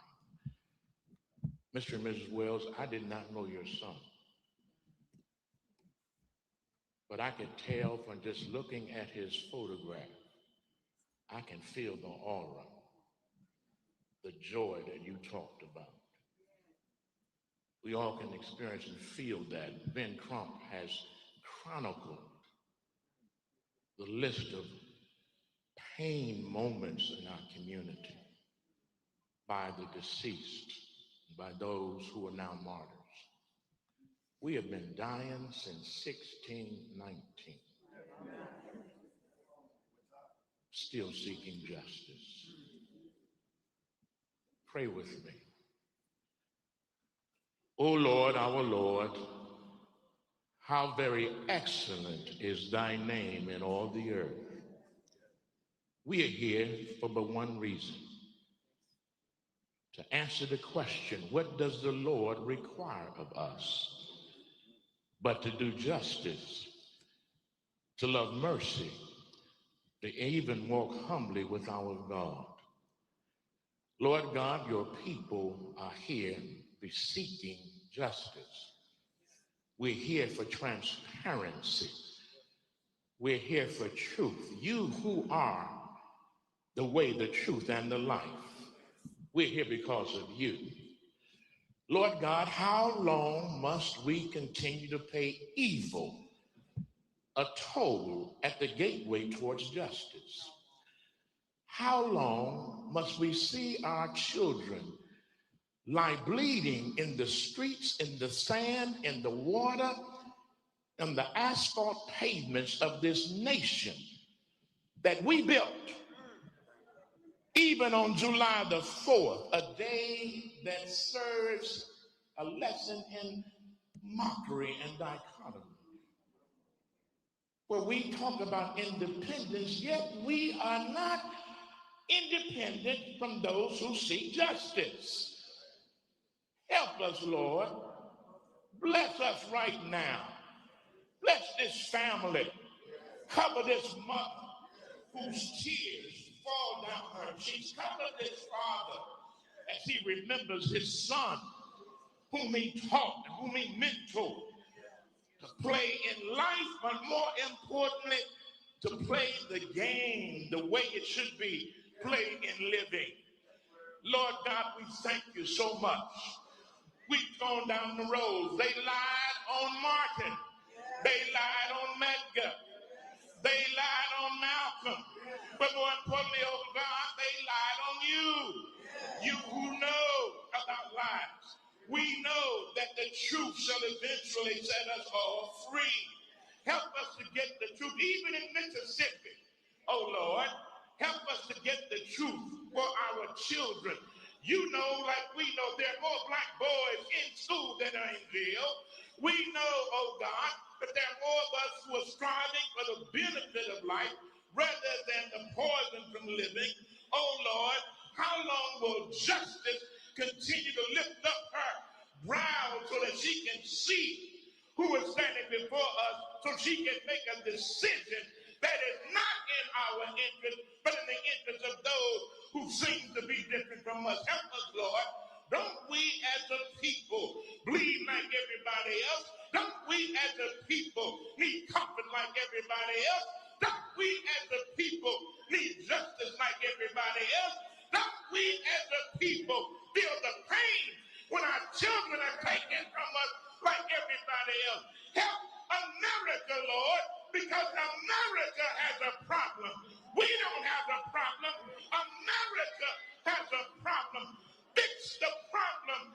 In 250 years, we still seem to suffer from the same old problem. Fix America, oh God. Fix justice, oh God. Fix us, oh God. Fix Mississippi, oh God.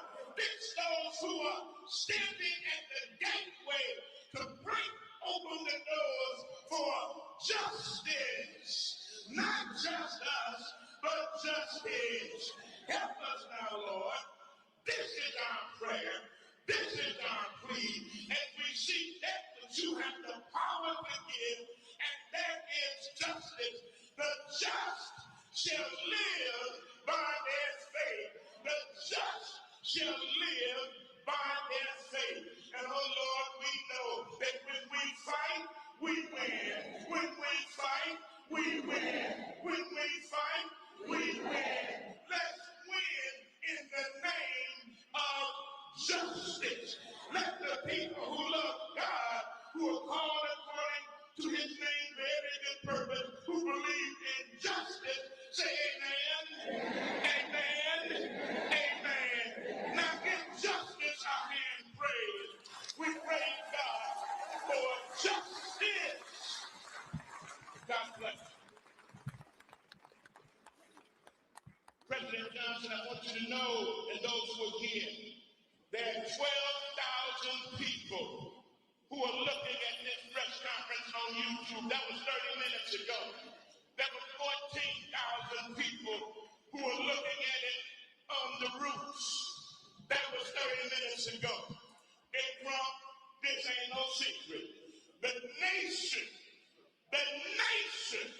is looking for justice.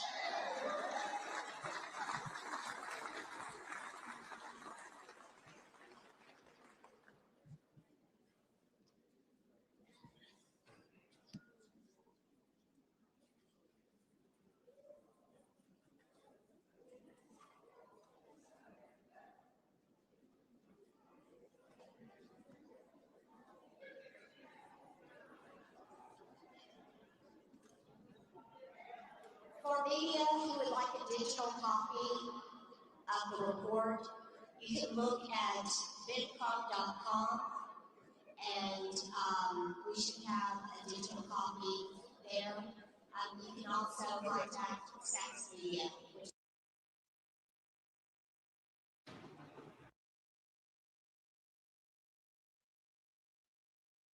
Okay, guys, let me start reading some of your super chats. Of course, make sure you guys are subscribed to the channel. Enable your bell notifications because we will go back live again today. Now, I said this over and over. Whenever there's a broadcast, you have to adjust your own volume. I can turn it up as high as I want on my end. That does not impact you. You have to adjust it. Generally on broadcasts, the volume is reduced. I don't know, but I actually had it on my cell phone, both my cell phones, and it was louder there. So that's just how it is. Now I'm going to read some of your questions, but let me kind of, tell you what I think. And I've taken notes. I feel like he was hit in the back of the head. I feel like they intentionally did not send that structure for the back of his head, because then they would have been able to rule out that he had blunt force trauma to the back of the head. His throat, They didn't send that either. How do you rule out whether he was choked? They needed that. They did not send it, okay? His stomach, they didn't send that either. How do you determine if he drowned? You would have to have the confines of his stomach.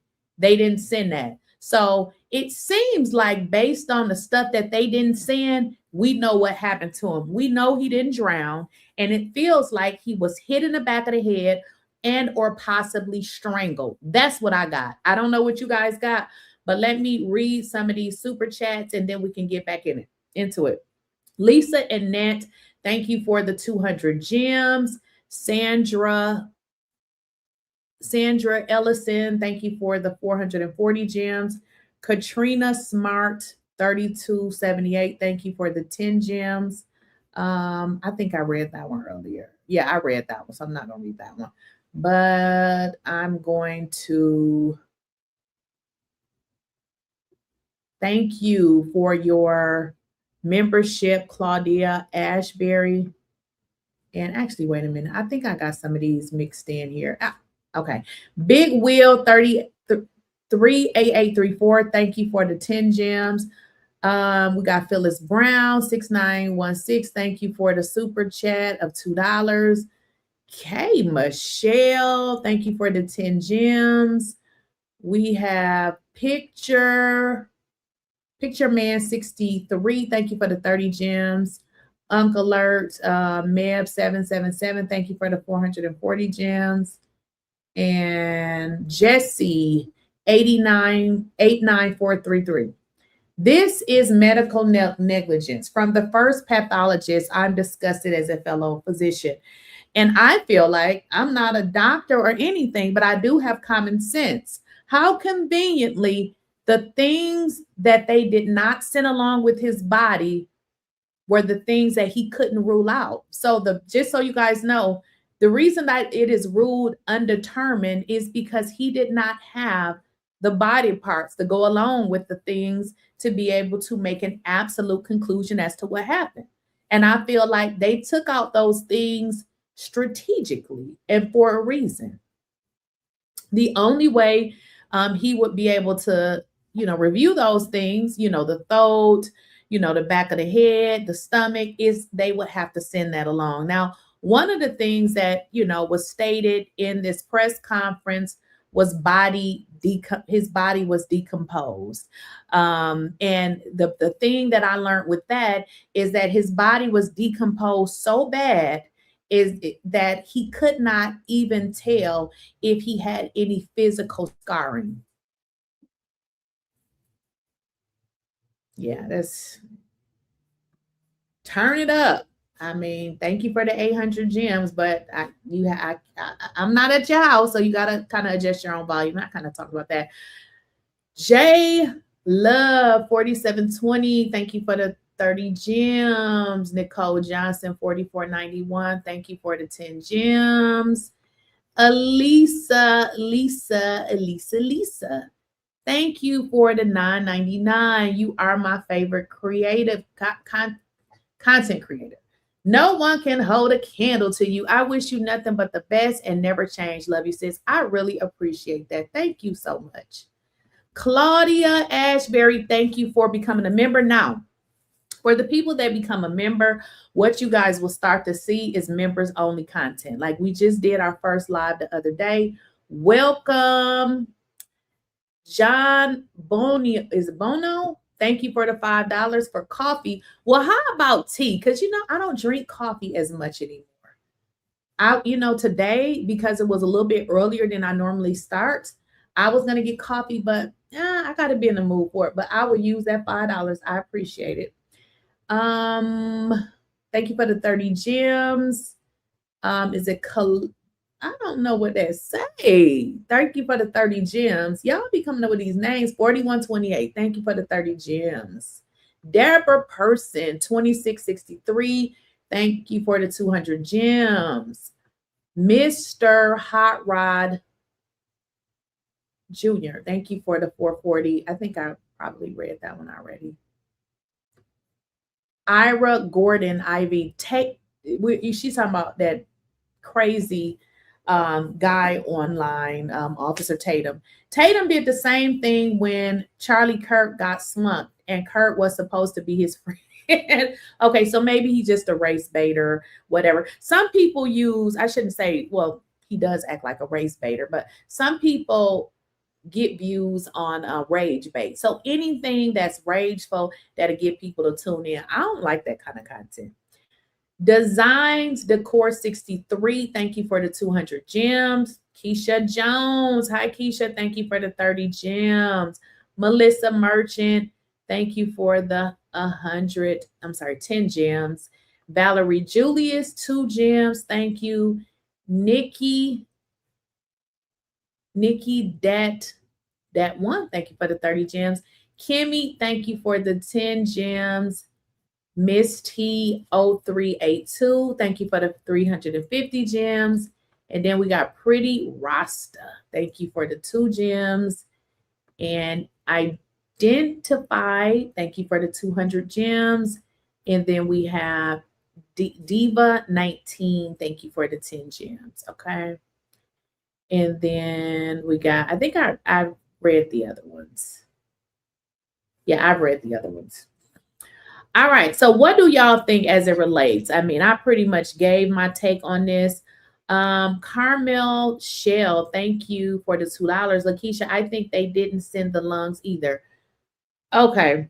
I got a list of stuff that I was writing down, but what I ultimately came to the conclusion of, and I'm going to go back later and watch that video, because basically what I learned is the things that they did not send along with the body made it very difficult for a determination to be made. Basically, what he said is it's undetermined because these specific body parts were not included with the body. And because they were not they were not included with the body. And because they were not included, it's very difficult for them to make a determination. But here's the deal, though. They knew what they were doing when they did it. I guess I don't understand, why are they still holding on to body parts? Why are you still holding on to body parts? Why haven't you concluded this? I feel like they did this purposefully. That's what I feel. I feel like they did this purposefully. Yeah, it definitely was foul play.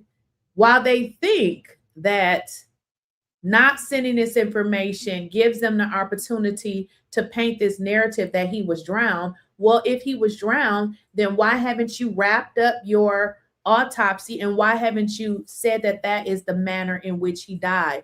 Why are you still holding on to his organs? Why are you still holding on to his organs? That doesn't make any sense. His dad actually is a doctor. Dad is definitely a doctor. Yeah, this does not give that he drowned, because if you guys recall, when Ben Crump was going over the autopsy, he also said that because the stomach and the lungs were not provided, he was not able to make the determination if he drowned. They already knew this. So them not sending this along with the body, they already knew what the result was going to be. They knew this already. You have already made a statement that he drowned. So why the hell are you holding on to his body parts? Why are you holding on to his body parts? Exactly. One unique goddess. This is clearly a cover-up. They did not send organs and bones so that the second autopsy couldn't determine anything accidental or murder. Exactly. Because it seems like they have already ruled that his death was of drowning. So tell me, why are you still holding on to his body parts? So let's kind of explain it, because I don't want to be, because I'm sure, you know, you're going to see YouTubers on here lying and creating a whole bunch of videos, okay? So during an autopsy, and Ben Crump said this, you know, because I don't want to give y'all false fake information. I mean, this is a real topic. Remember, I told y'all I stopped talking about reality TV because I was sick of the lies. Now, the reason why they did not, well, let's not say that. So during an autopsy, they do have to remove your body parts. I mean, because they take it out, they study it. The problem here is they should have sent it with the second autopsy. So taking out the body parts is normal, but not sending the body parts, and you know that this body is going for a second autopsy. They did that intentionally. Okay. So just because they took his body parts off, please, y'all, don't start with these lies talking about organ harvesting and all of that. Okay. You don't have any proof of that. Let's not make this even more crazier than it really is. So one of the reasons that the current person that was conducting the autopsy, what he did say is normally if they're doing more research, they would hold on to different body parts. But the issue here is you've already said he drowned. So there would be no reason for you to hold on to anything. You said that there was no foul play and that he drowned. So why would you be holding on to his body parts? That makes no sense. That makes no sense at all. So you said criminal attorney needed ASAP. What is a criminal attorney gonna do? As I said over and over again, a criminal attorney cannot do anything. This is a state case. The state of Mississippi are the only people who can issue charges. So you can get a criminal attorney as if you want one, but a criminal attorney cannot do anything. The state are the only people who can issue charges. There's nothing a criminal attorney can do but help a person fight a case, but a criminal attorney cannot do anything. I've said this over and over again. The only people who can press charges is the district attorney. That's the only people. Ben Crump, you guys always see Ben Crump when there's situations where a person has felt as if they were wrong because Ben Crump sues. So unfortunately, a criminal attorney can't do anything, right? Criminal attorneys are for defense, right? So let's say they charge somebody. Yep, go get you a criminal attorney. Guys, I want y'all to understand this. The only people who can do something is the state of Mississippi. The state of Mississippi can bring people in. They can charge people. They can lock them up. I'm from Wisconsin. In Wisconsin, they can lock you up for 72 hours. The law could be changed now. They can lock you up for 72 hours and not charge you with anything. They can lock you up and say, we're locking you up because we suspect that you did something. They can lock you up for 72 hours and investigate it. But in 72 hours, they either have to charge you or let you go. So I just want y'all to know that because you can get a criminal attorney all you want. Deborah Booker, thank you for your super chat. Keysha, I just wanted to thank you so much for all that you have done and all that you are doing. God will bless you and you're going to receive everything that you desire in life. I appreciate it. And like I had, said originally, I like doing this better than anything I was doing prior to YouTube. So yes, I'm definitely where I want to be and I don't get tired and I don't get exhausted. So I love it here. Thank you so much. So just so you guys know, yeah, there's nothing anybody can do but the state of Mississippi. They are the only people who can do anything. Justice for Nolan, Lady P, where did that go? Justice for Nolan, thank you for your $5 super chat. Appreciate it. But yeah, justice for Nolan, because what they did was further confirm the corruption. That's all they did. They further confirmed the corruption. First of all, why do they continue to play with Black folks? One thing we ain't is stupid. We're not stupid. So you think that you send the body and not send the parts of the body that can rule out specific things? So we know he was hit in the back of the head, blunt force trauma to the head. He was strangled and he didn't drown because so really, y'all, what they did was they just solved what we already knew. Okay. Now, unfortunately, They were not able, the medical examiner was not able to tell about the body, like had he, you know, received any like bruising or anything because of the condition. This is what I want y'all to understand. Understand this. A lawyer knows how to cover up a crime. His mother, stepmother, is a judge. So this makes sense then. They had to have his body somewhere. You know, the body started to decompose. Oh, and then get into this, y'all. I know y'all saw this. He was found fully clothed. So that leads me to believe he did leave with them and possibly went back to this party. Because every picture that we saw, did he even have on a shirt? So why did he put on a shirt all of a sudden? The pictures that we saw, he didn't have on a shirt. He was fully clothed. Yeah. I was born on the day, just not yesterday. That doesn't make any sense. And these people are so stupid. They are so stupid. Like they are the dumbest. They're the dumbest species known to man. The shit that they say don't even make sense. Every picture we have saw, he didn't have on a shirt. Oh, he was found fully clothed. They so dumb. They don't understand that even makes us further realize that this was a crime and that he was hurt. Thank you for your 𝐬𝐮𝐬𝐫𝐞, Alabama. That makes no sense. That makes no sense. So now we know something definitely nefarious here happened. Not sending his body parts. So you think because you didn't send his body parts that we're going to say, oh, well, it's undetermined. Because you said he drowned. So if he drowned, let the autopsy conclude that he drowned. And he drowned, you know, he didn't get hit in the head. He didn't get strangled. None of that happened.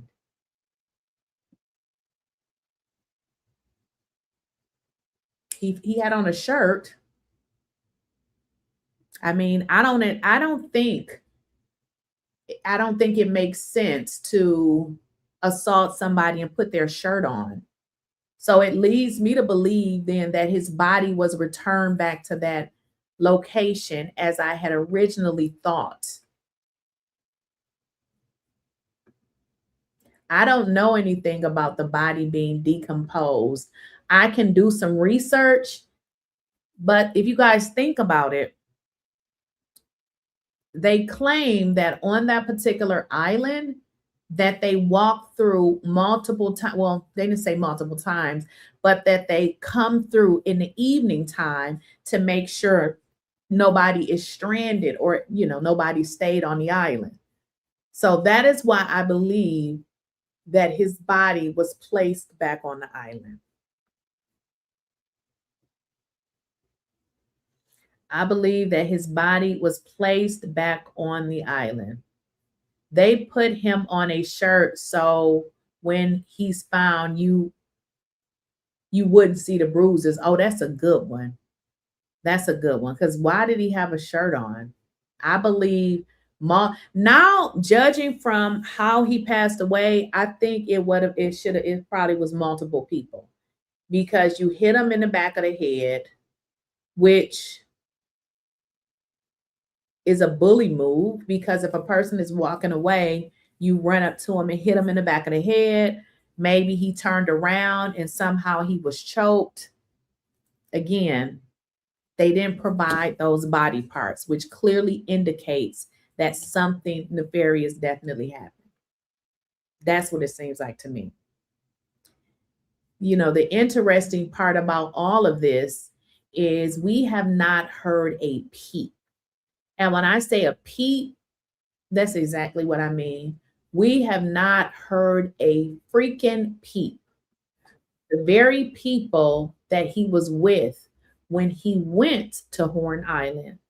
But now that we know that this autopsy came out today, guess who decided to go and do an interview? Warren. Warren is not a best friend. Warren is a piece of shit. And I feel like Warren had something to do with his unaliving. Those are just my thoughts. I can feel however I want to feel. And I feel like Warren had something to do with it, because look at Warren now. He wants to speak about this all of a sudden. Y'all pretty much having a good time. Just like anybody would imagine, 18-year-olds, probably 20-year-olds, college students out on the island, women, you probably had alcohol. So y'all having a good time. Yeah, of course. And so where's Nolan in this? You know, you guys out there, the friend groups out there, 3 boats full of people that came out there that seem to be the closest friend group. Right.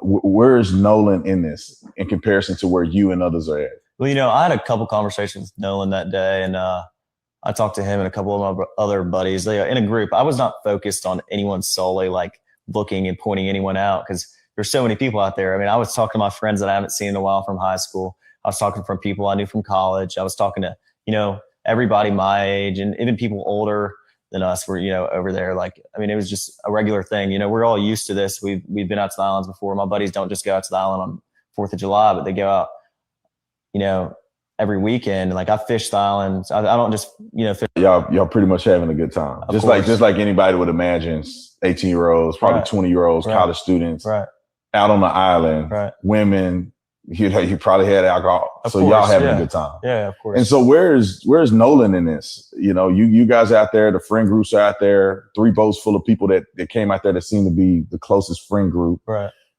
Where's Nolan in this in comparison to where you and others are at? Well, you know, I had a couple conversations with Nolan that day, and I talked to him and a couple of my other buddies. They in a group. I was not focused on anyone solely, like looking and pointing anyone out, because there's so many people out there. I mean, I was talking to my friends that I haven't seen in a while from high school. I was talking from people I knew from college. I was talking to, you know, everybody my age, and even people older than us were, you know, over there. Like, I mean, it was just a regular thing. You know, we're all used to this. We've been out to the islands before. My buddies don't just go out to the island on 4th of July, but they go out, you know, every weekend. Like, I fish the islands. I don't just, you know, fish. Y'all pretty much having a good time. Just like anybody would imagine. What's the coincidence? Because keep in mind, they spoke on the autopsy results, but he didn't know what they were going to say. How convenient. You have not spoken to the mother. You obviously you didn't show up at the funeral, but you want to bring your raggedy ass to some dude that, you know, run around here not liking Black folks. You want to go to his podcast and talk about this dumbass shit. Make it make sense. Went and put his smaller boat in the water, which is the Palm Beach. He's an 18-foot Palm Beach. And I drove the boat from Fort Bayou boat launch to my buddy's grandparents' house. And that's where we all planned to meet up that day. And you say we all, who you talking about? You, Nolan, and how many people are going to meet you guys there? We had roughly 20 to 30 people coming on 3 separate boats with us. And so we were all following each other out there as one big group. You know, it wasn't just me and Nolan and a couple other of my buddies. There was 20 or 30 people spread out where we all met at the dock before, and then we departed to go to Horn Island. It wasn't just a couple of us. I mean, there were so many people, we had to split up between 3 boats, and we all left and all got there at the same time. Yeah, I just want to make sure that's clear, because the statements that are out there made it appear that it was just you, Nolan, and Wyatt went and put his smaller boat in the water, which is the Palm. Well, the crazy part about this is we knew that it was a whole bunch of people there. That is what everybody has always stated, is how is it that there were so many people there, but nobody saw Nolan? Nobody said that it was just him and Nolan, no, or a few other people. The consensus has always been that there were multiple people on that island. Have you guys saw any videos that they showed of just Nolan and a few other people?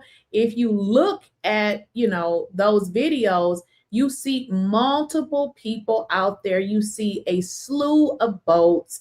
You see a bunch of people just having a good time on the water.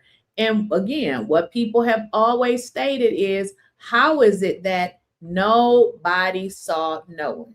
No one saw Nolan. As they stated, hey, it was a bunch of people out there. We had multiple boats out there, but yet nobody saw Nolan. Looks like a hell of a lot of people to me. A lot of people.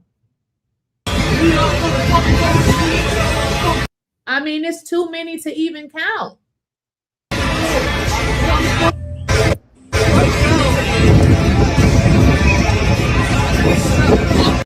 Too many people to have not saw him. And then he was black. Y'all know how they do when it comes to us. They always watching and looking at us.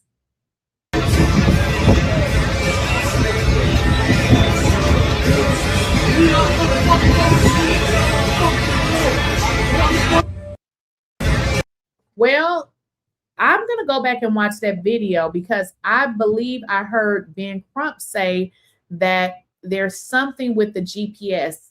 I don't know if we can even trust that. But in this interview that the fake ass friend goes on a podcast with this guy, bullshit ass Officer Tatum, this is damage control. Palm Beach. He's an 18-foot Palm Beach. And why I drove the boat from Fort Bayou boat launch to my buddy's grandparents' house. And that's where we all planned to meet up that day.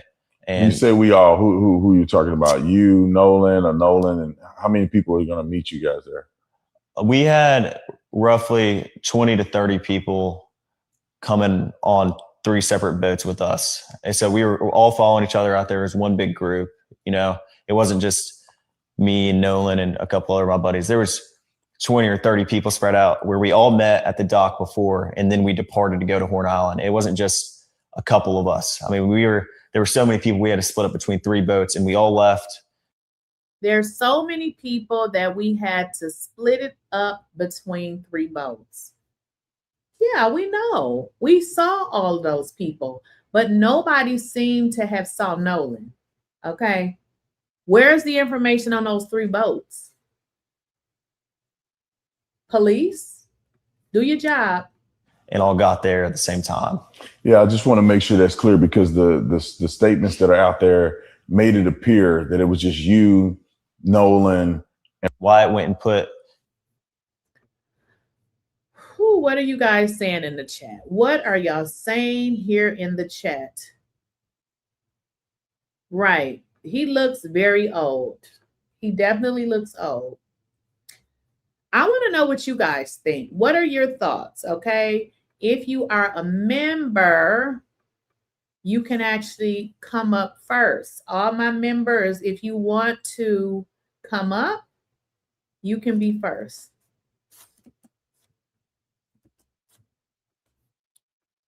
No one saw him drown, but saw him talking to Katie. Ah, that's a good one.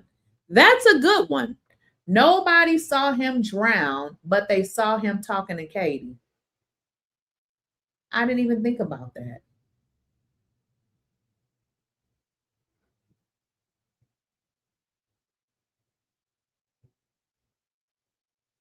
Yeah, that doesn't make sense.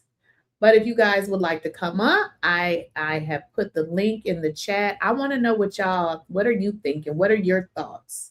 I feel like we have already, what we've been doing is coming to our own conclusion as long as it ain't too crazy, okay? We know that they did not include specific body parts when Nolan's body was sent to DC because they don't want us to know that he was unalive, okay? Because if they're going on this narrative that he drowned, okay, send it to the second person that's going to conduct this autopsy.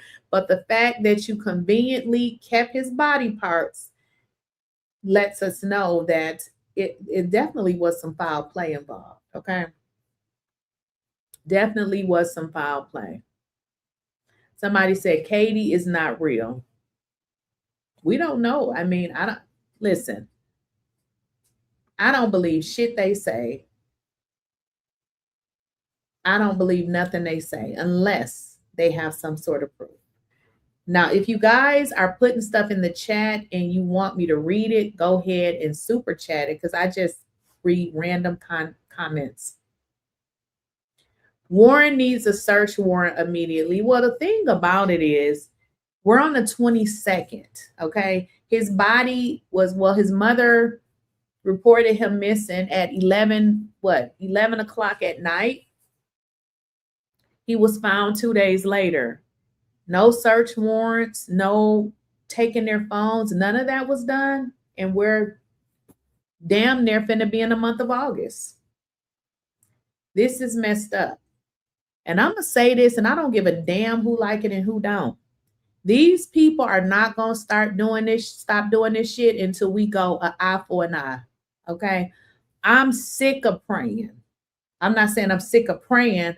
I am not praying for this. I'm sick of this. I'm praying for the family. But listen, they're not going to learn until we go the eye for an eye.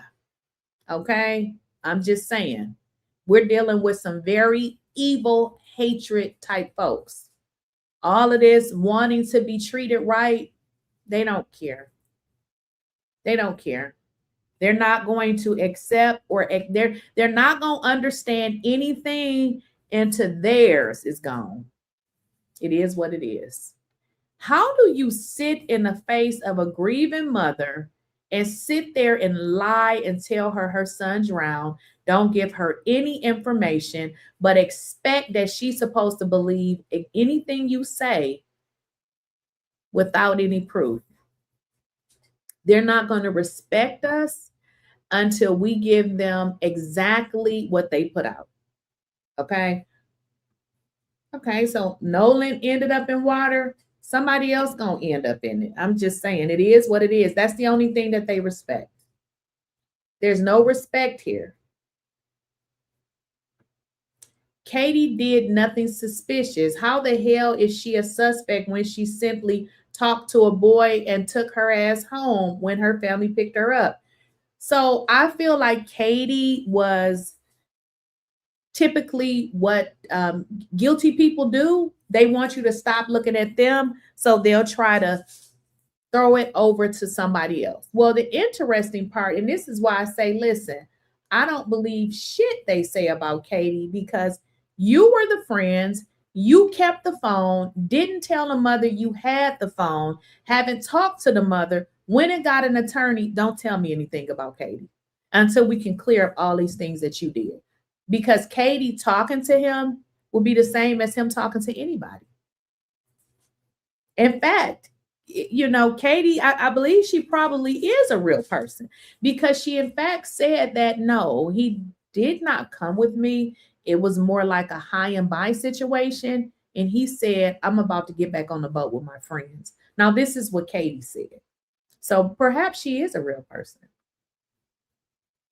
Perhaps she is a real person. Let me read these really fast. Jay Williams 4480, thank you for the 30 gems. Actually, Jay Williams, you sent 2.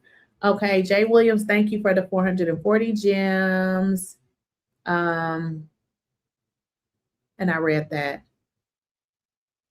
No one saw him drown, right? But everybody saw him with Katie. Yeah, that's crazy. That's all I'm trying to say. Did I read this one? Big Willie 38834. Thank you for the 10 gems. Yeah, I read that. So I dropped the link. If y'all want to come up, feel free to go ahead. You said Katie is a real one. Her sister made a statement.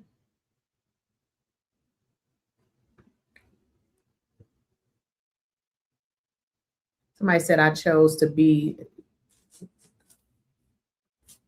I think, you know, we need to start taking the eye for an eye method, because these people hate us. Let's just call it what it is. They hate us.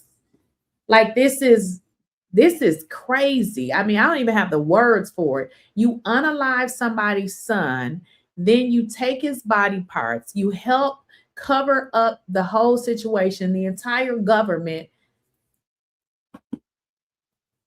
They're going to be sued up the wazoo. You cannot make a public statement and say that he drowned. So if he drowned, then why are you withholding his parts of his body? Why? You're holding the parts of the body because you don't want a second autopsy to confirm what you failed to do. And I don't know if you guys are familiar with this medical examiner.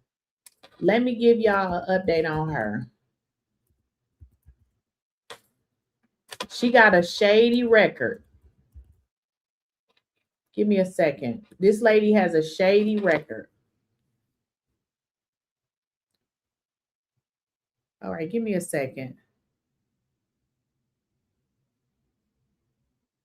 I'm trying to find the information. Give me a second. So this medical examiner for Mississippi, she got a shady ass record. I'm trying to look it up. Just give me a second. Alloy, was it Elover? What is this? Aloe Berry 33. Altercation. Appears it was multiple altercations fight. What the altercation was about. Thank you for the $10. Who is going to join us here? Oh, Big Will. Hi, Big Will. Can you hear me? Hey, are you there? Yeah, I'm here. Can you hear me? Oh, I can hear you. How are you? I'm doing great, sister. How are you? I am awesome. So what did you think about the press conference? It turned out like I thought it would. I'm a Mississippian myself, and this has been going on forever. I lost a friend in the late 90s the same way. They covered it up. We searched for him. We came back and found him. Do your research on the Dixie Mafia. Do your research on the Klan. You said the Dixie Mafia? Yes, ma'am. DIXIE. Okay. Dixie. Okay. We're tired. We're tired. And you said some things that really touched me, and we're assembling. Just know that. I want people to know that this is not going, we're not sitting on our hands.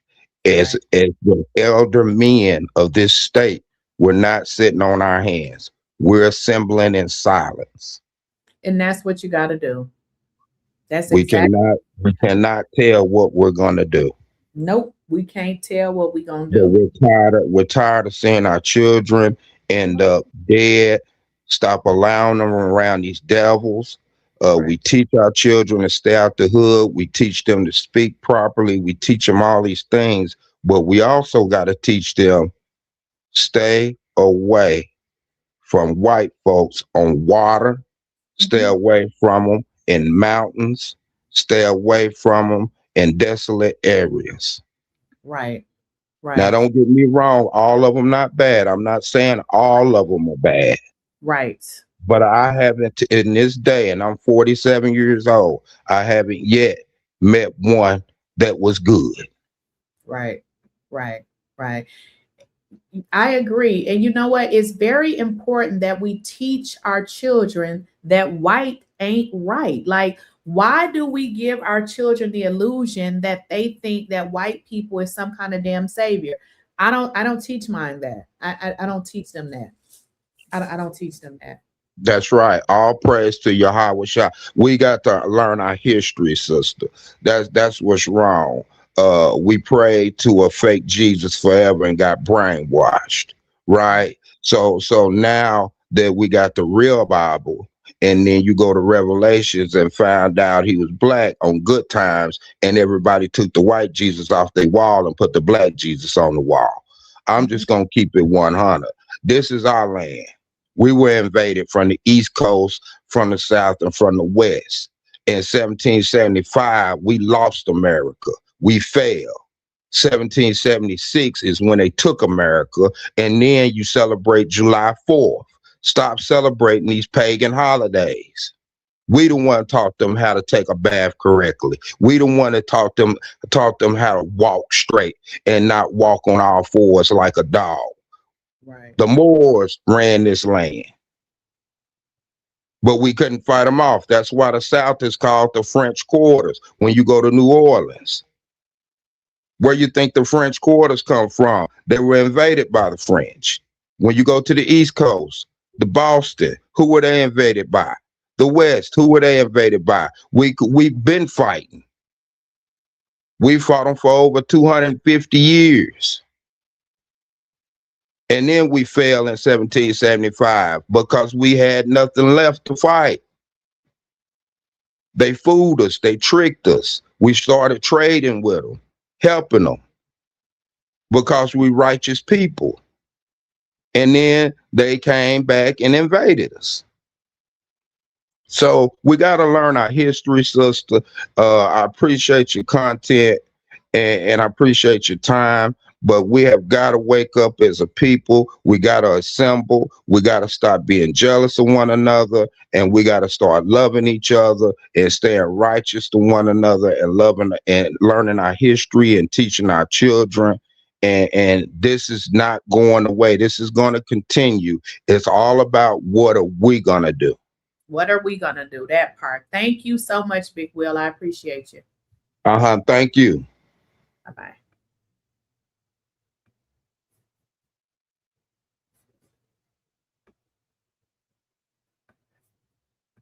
And I have to agree, guys, it's all on us. We got to stop looking to these folks to do something that ain't never going to happen. This ain't getting better. It's getting worse. They are attacking. These are, if it's not children, meaning under the 18, it's young adults.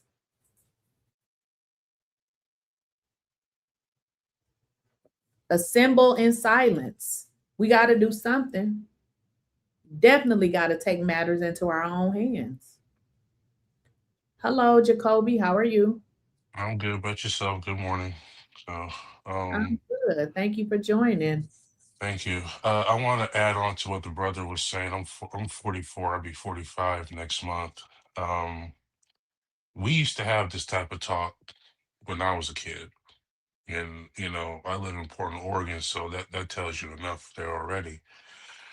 But as time went on, we less and less we start teaching our kids about this, about your surroundings, and just because people smile in your face don't mean that they're your friend. And when you don't teach your children about the rules of racism, you get stuff like this. And I just want to let it be known that this is a reminder that racism has not gone away. And people who tell you, oh, don't talk about race. We don't talk about it, but every time you guys talk about it or something happens, we have to be reminded of it. So I say that to say this: if you guys are in a predominantly white area, you got to show energy that you ain't with the BS, Right. and you have to keep your head on a swivel. And a lot of the parents fail to teach their children because they got on this black and brown, we're all in this together, people of color. This was not that type of talk 40 years ago, 30 years ago. It's become that indoctrination of today. And then you get stuff like this. Right. And I'll land my plane right there. Right. Okay, thank you. Well, thank you for coming up. You have a great day. I agree with both callers. I definitely agree, guys. We cannot look to anybody to solve our problem. Okay. We can't. We got to figure our own shit out. This is affecting now children and young adults. They're sending a message, sitting here lying. You unalive this boy, and now you want to make it seem like he drowned, like he can't swim. His parents have already said he can swim. Why are we even having this conversation? And then to send his body missing things that that an autopsy needs to be able to conduct. Hello.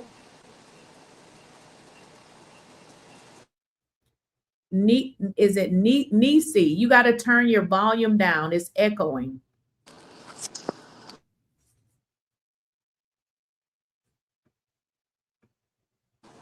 I'm sorry. Can you hear me now, or Yep. it's still echoing?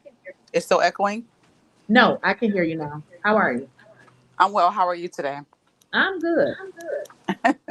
Yeah, that was a lot. I didn't catch the entire press conference, but I did catch the end when he said what happened. That was a tall tale that we know that they're hiding stuff.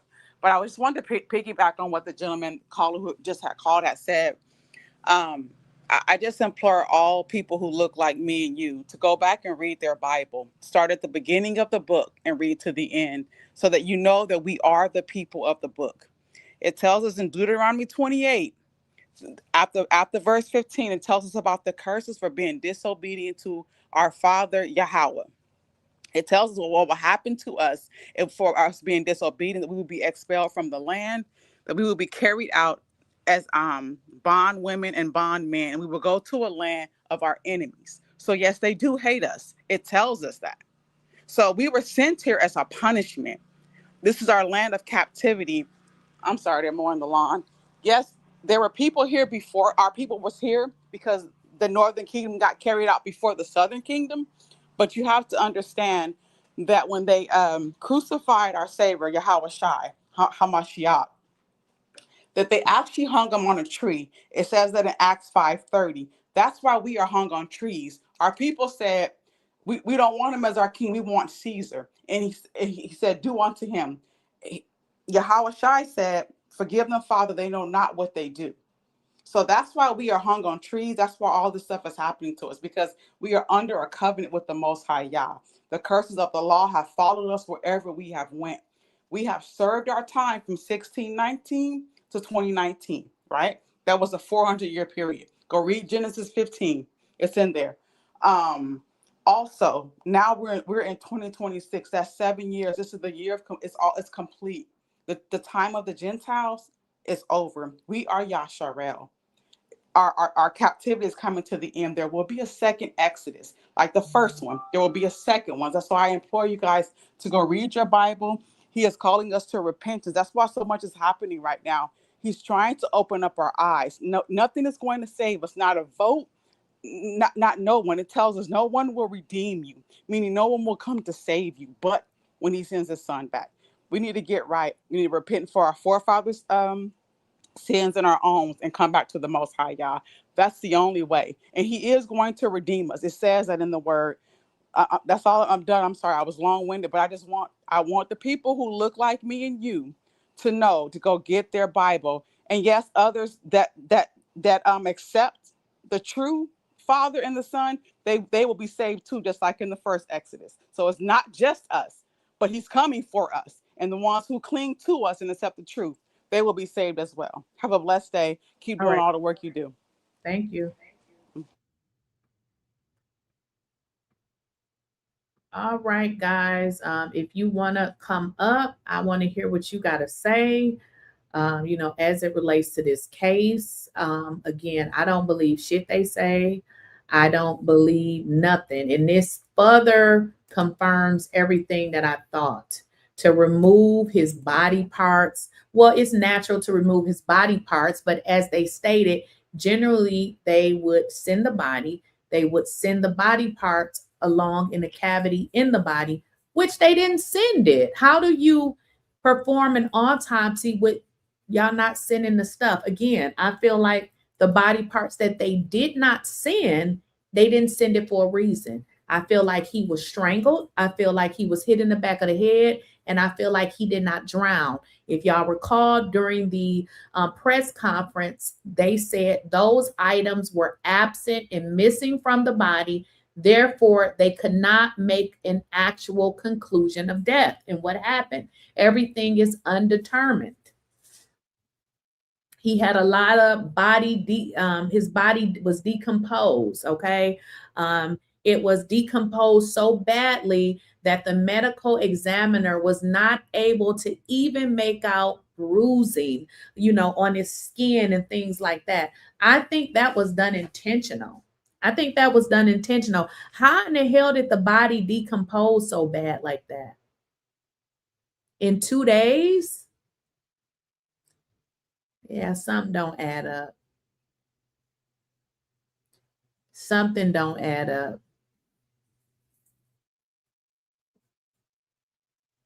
Andrew Love, welcome. Thank you for coming up. Hey there. I'm good. Can you hear me? We can hear you. Yes, you're live. Okay, yeah. Now here's a question. The fact that we know some foul play, let's be for real. They say he was fully covered, fully dressed when they found him. Nobody goes swimming or into any boat thing fully dressed, laying face down. Right. Make it make sense. Right. And honestly, when I heard them say fully dressed, the first thing came to my mind is, why would he be fully dressed, first of all, on a beach? Like, I was like, what do you mean fully dressed? So, yeah. But he had a shirt on. And we know he didn't have a shirt on the pictures and stuff that show. So I have his shirt on all of a sudden. And I believe they did bring his body back and drop him out. They probably hit him in the back of the head with something. And the thing about it is they going to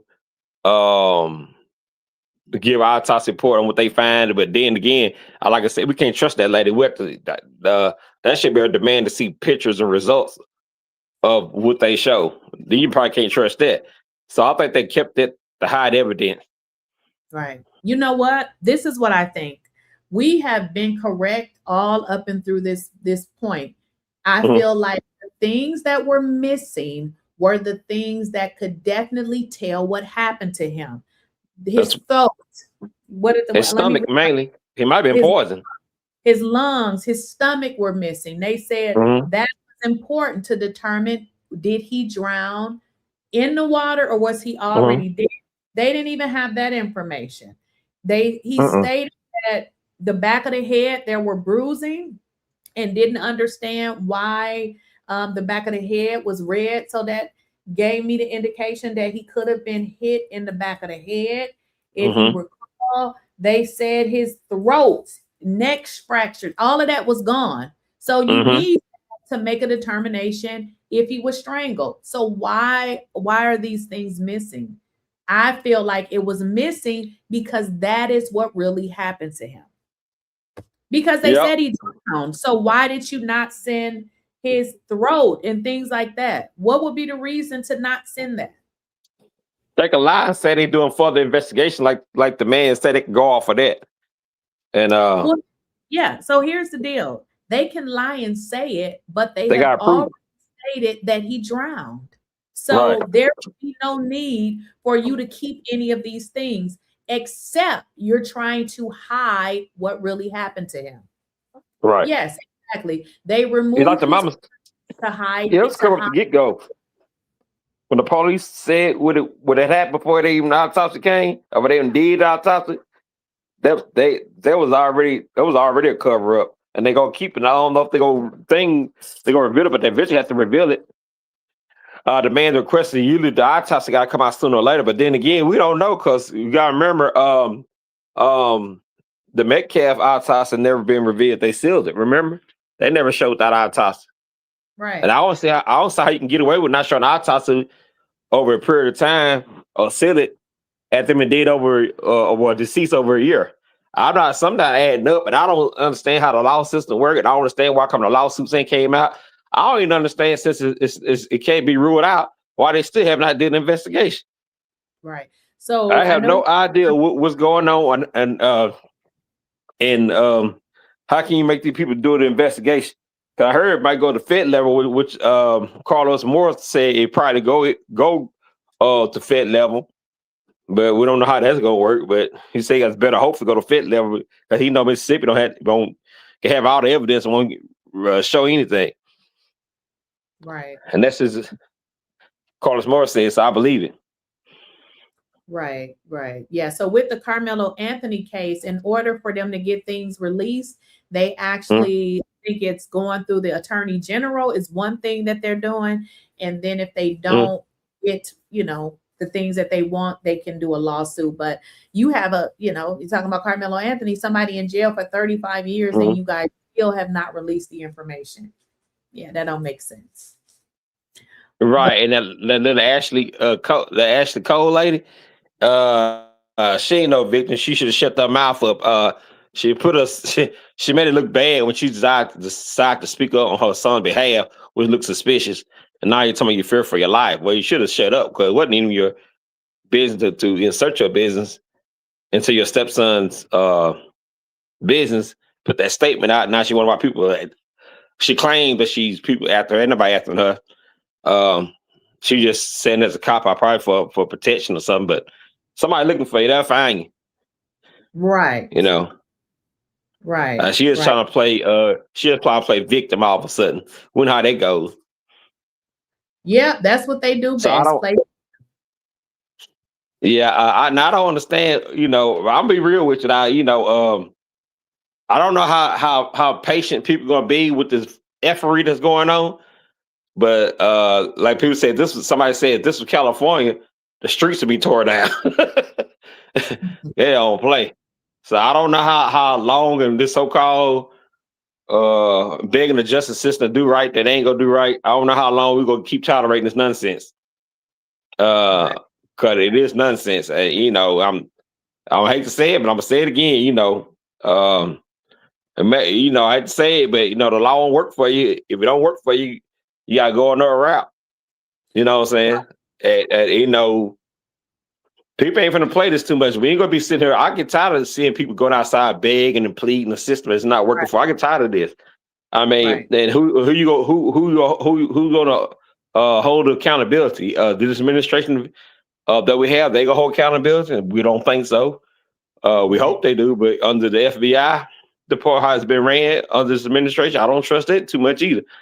And the way the everybody watching each other's back on the states like Texas, I'm in Texas, like you got in Georgia, Mississippi, even Florida, maybe Alabama. We know these states govern how they run their stuff, right? And I don't know how long why people gonna take it. I don't know if people will start boycott. Like that's some things we could boycott. We hit them in the pockets. If every black person who's a power. Let me just tell you this. F.A. pockets. We need to start an eye for an eye. What you do to us, we doing to you. Ain't nobody got time for that. Of course we go. Of course I'm not saying. Of course I believe the eye for an eye too. You're gonna turn your back for so long because you got to defend yourself. If your government's not defending you, got to defend yourself. Right. And that's a part of our constitutional amendment where they got in there unruly government. That was the main right to bear arms. That was part of it. To bear arms. No, I feel like, first of all, we're dealing with people that don't even think we human. Okay, they don't. That's what I'm exactly. The governor went on television knowing that this parent is hurting and doubled down. You take ours, I'm taking 2 of yours. Ain't nobody got time for this shit. Nobody will listen. If you mess with somebody in my house, that's the only justice that I'm seeking. I don't got time for this. That's what I'm doing. So, but thank you for coming up, Andrew. You have a great rest. I agree. We will have to do something because this is like I said, if people don't see it as human, don't. So why in the world are we trying to show humanity to the people who not show humanity to us? And I agree. And I think this is what I'm basically says born down to. They don't want to hear it, but also we also get him in the pockets as well. We got NFL stars, NBA players. They can say, "Hey, F this. We ain't going to play. Find a way to make your money." I guarantee you. The white people who like their money, because it's about money and power too. That's also a way of protest. And then they'll start taking things serious. We gotta show them one step at a time. We show them serious, but I think that it hurt too. But yeah, like I said, she should be scared. She should be scared for the rest of her life until we get justice. Everybody who was there should sleep with an eye open. They think they're gonna go and live their life every day, and karma don't come and find them. Karma gonna come and find you. It's karma. What you put out there gonna come back and get you. Some form, shape, or fashion. So if you think you're gonna get away, you can't escape it. Well, thank you, Andrew. Thanks for coming up. You have a great rest of your day, okay? All right, bye. Bye-bye. All right, guys, if you want to come on up, but yeah, I am tired. I'm exhausted seeing people each and every day all across the world. Listen, I don't believe in crimes, but I don't know. These MFers are playing too much. You ain't finna sit up here, ho, and smile in my face after something that happened to my child. You finna feel worse than I feel. I ain't got time for the bullshit. Play with your mammy and not me. Play with your mammy and not me. You know, these people are predators. They're nasty. They're filthy, harming children, young adults. Nolan Wells had a bright future. Carmelo Anthony had a bright future. If you want to come up, hit the link.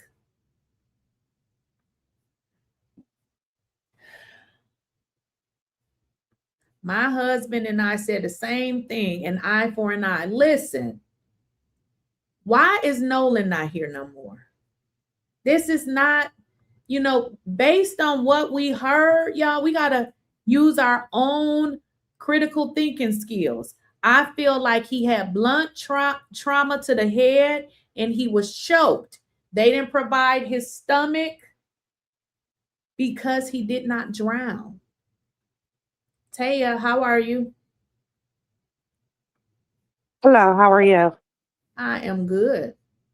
So there's a couple things, you know, as a mom, in general, it doesn't matter if the kids are black or white. As a mom, you always just have a feeling, and you always tell your kids to just be careful in general, because you never know. And I'm sorry, I was moving some bags around, so I'm trying to catch my breath. I didn't expect you to pick up so quick. But the thing is that I'm not getting is why they are not just being if it's no foul play, right? I would think that they would be in a rush to get this information out as soon as possible. Like that judge, she should have came out like, hey, guys, let's get this investigation going so y'all could exonerate and clear my son and his friends. That's probably the biggest part that is so mind-boggling to me, if there is nothing nefarious happen. I know if my child was sitting around, you know, on pins and needles and everyone's pointing fingers at them, I would be personally calling the detective or prosecutor or whoever's office to say, hey, give these people this information so that they can stop feeling this way about my kid. But the fact that they're hemming and hawing, that's creating the additional doubt. And I really wanted today's autopsy report to like really solidly pinpoint, you know, what happened and what didn't happen. So it was disappointing that it didn't. I understand why it didn't, but it was very disappointing because now this thing is going to drag out. Right. Also, drag out. I'm sorry, say that again. It doesn't have to drag out. So they are allowing it to drag out, which again, it means that there is something that they're trying to hide. If he drowned, give them all of the parts that go with the body so that they can do their investigation. And if he drowned, I'm not sure they would come back and say he was strangled unless he was. Something doesn't add up. And since they're so gung-ho about protecting these boys, that's even another reason that y'all should hurry up and get this information out, because you want to protect them and you want to clear their names. Right.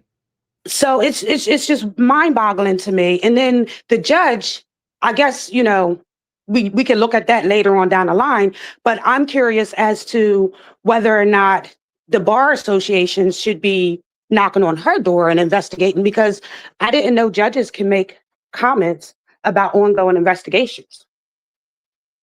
Whether they're assigned to the case or not, I didn't think that they're allowed to you know, make any comments or opinions or whatever on any case, regardless of if family member is involved or not. That's even more reason you shouldn't be coming out making no public statement.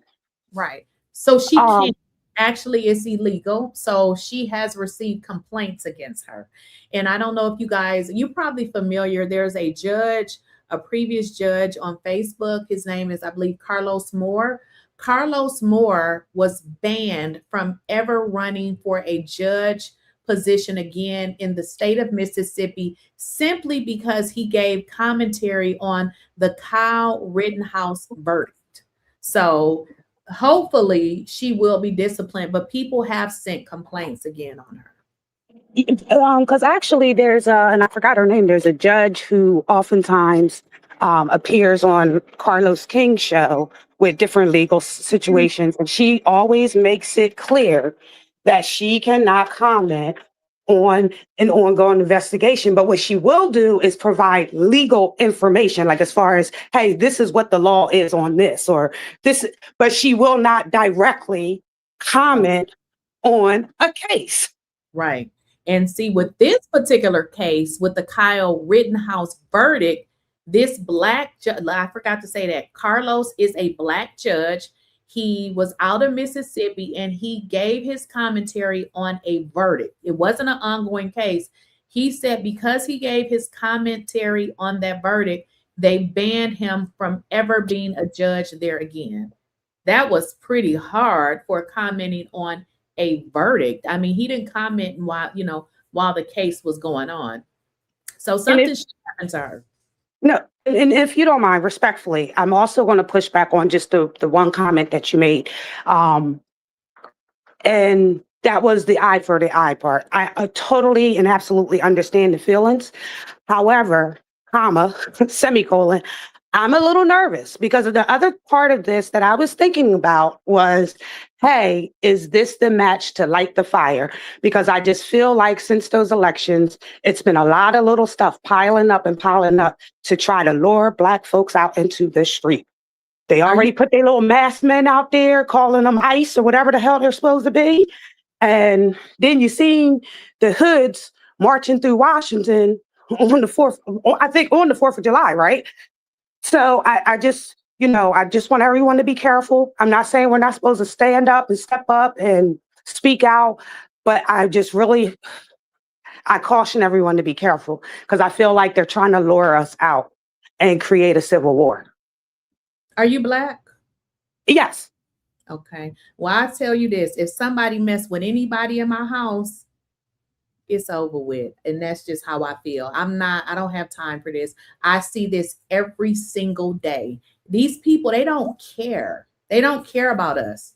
They don't. Like, this is, back in the days, well, I shouldn't say that. Back in the days, they actually was doing it to children as well. But now we're seeing this almost every single day. There's a lot of cases that I really never talk about because I know if I talk about them, people really won't watch the videos, but there's way more cases than this. You guys only see the stuff that's national, but there's so many more cases. It's so many more. And guess what? Mainstream media will never talk about it.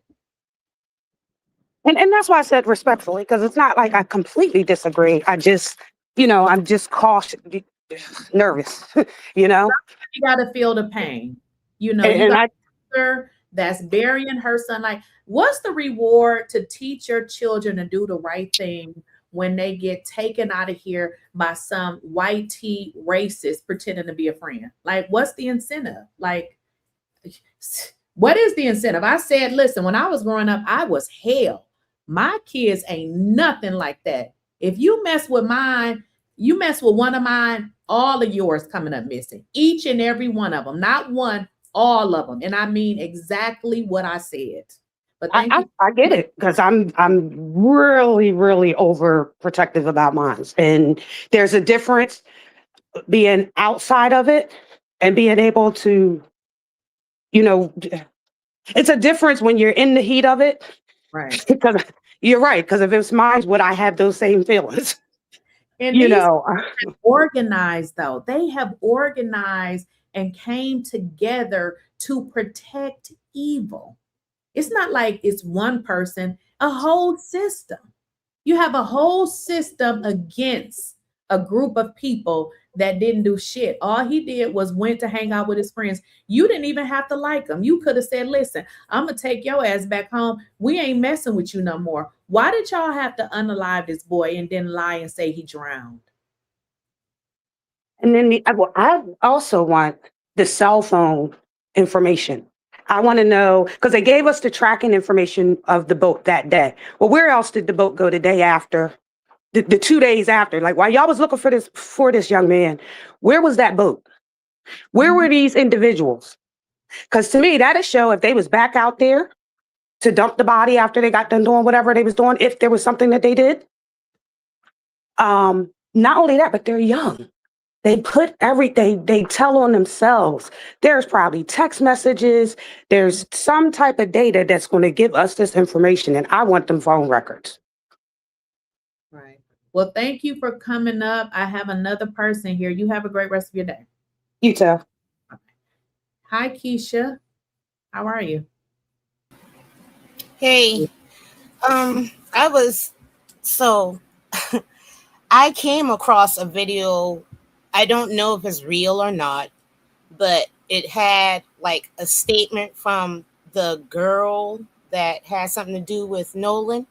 Mm-hmm. And basically what she said is the phone was propped up because he records a lot of stuff. And I'm one of those kind of people too that try to record things so I can have that memory and keep that going and all the other stuff. But supposedly she wrote out a statement saying that he recorded his death. And one of the friends saw the camera, well, not the camera, saw the phone propped up because he was just enjoying, recording a good time. And the good time turned bad.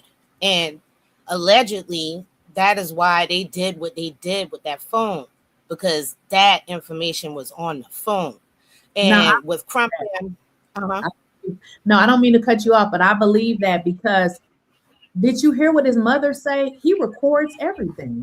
He records everything. But this is where it becomes, let me just tell you why that makes sense. What was the obsession with his phone? There was a huge obsession with that boy phone that did not make any normal sense.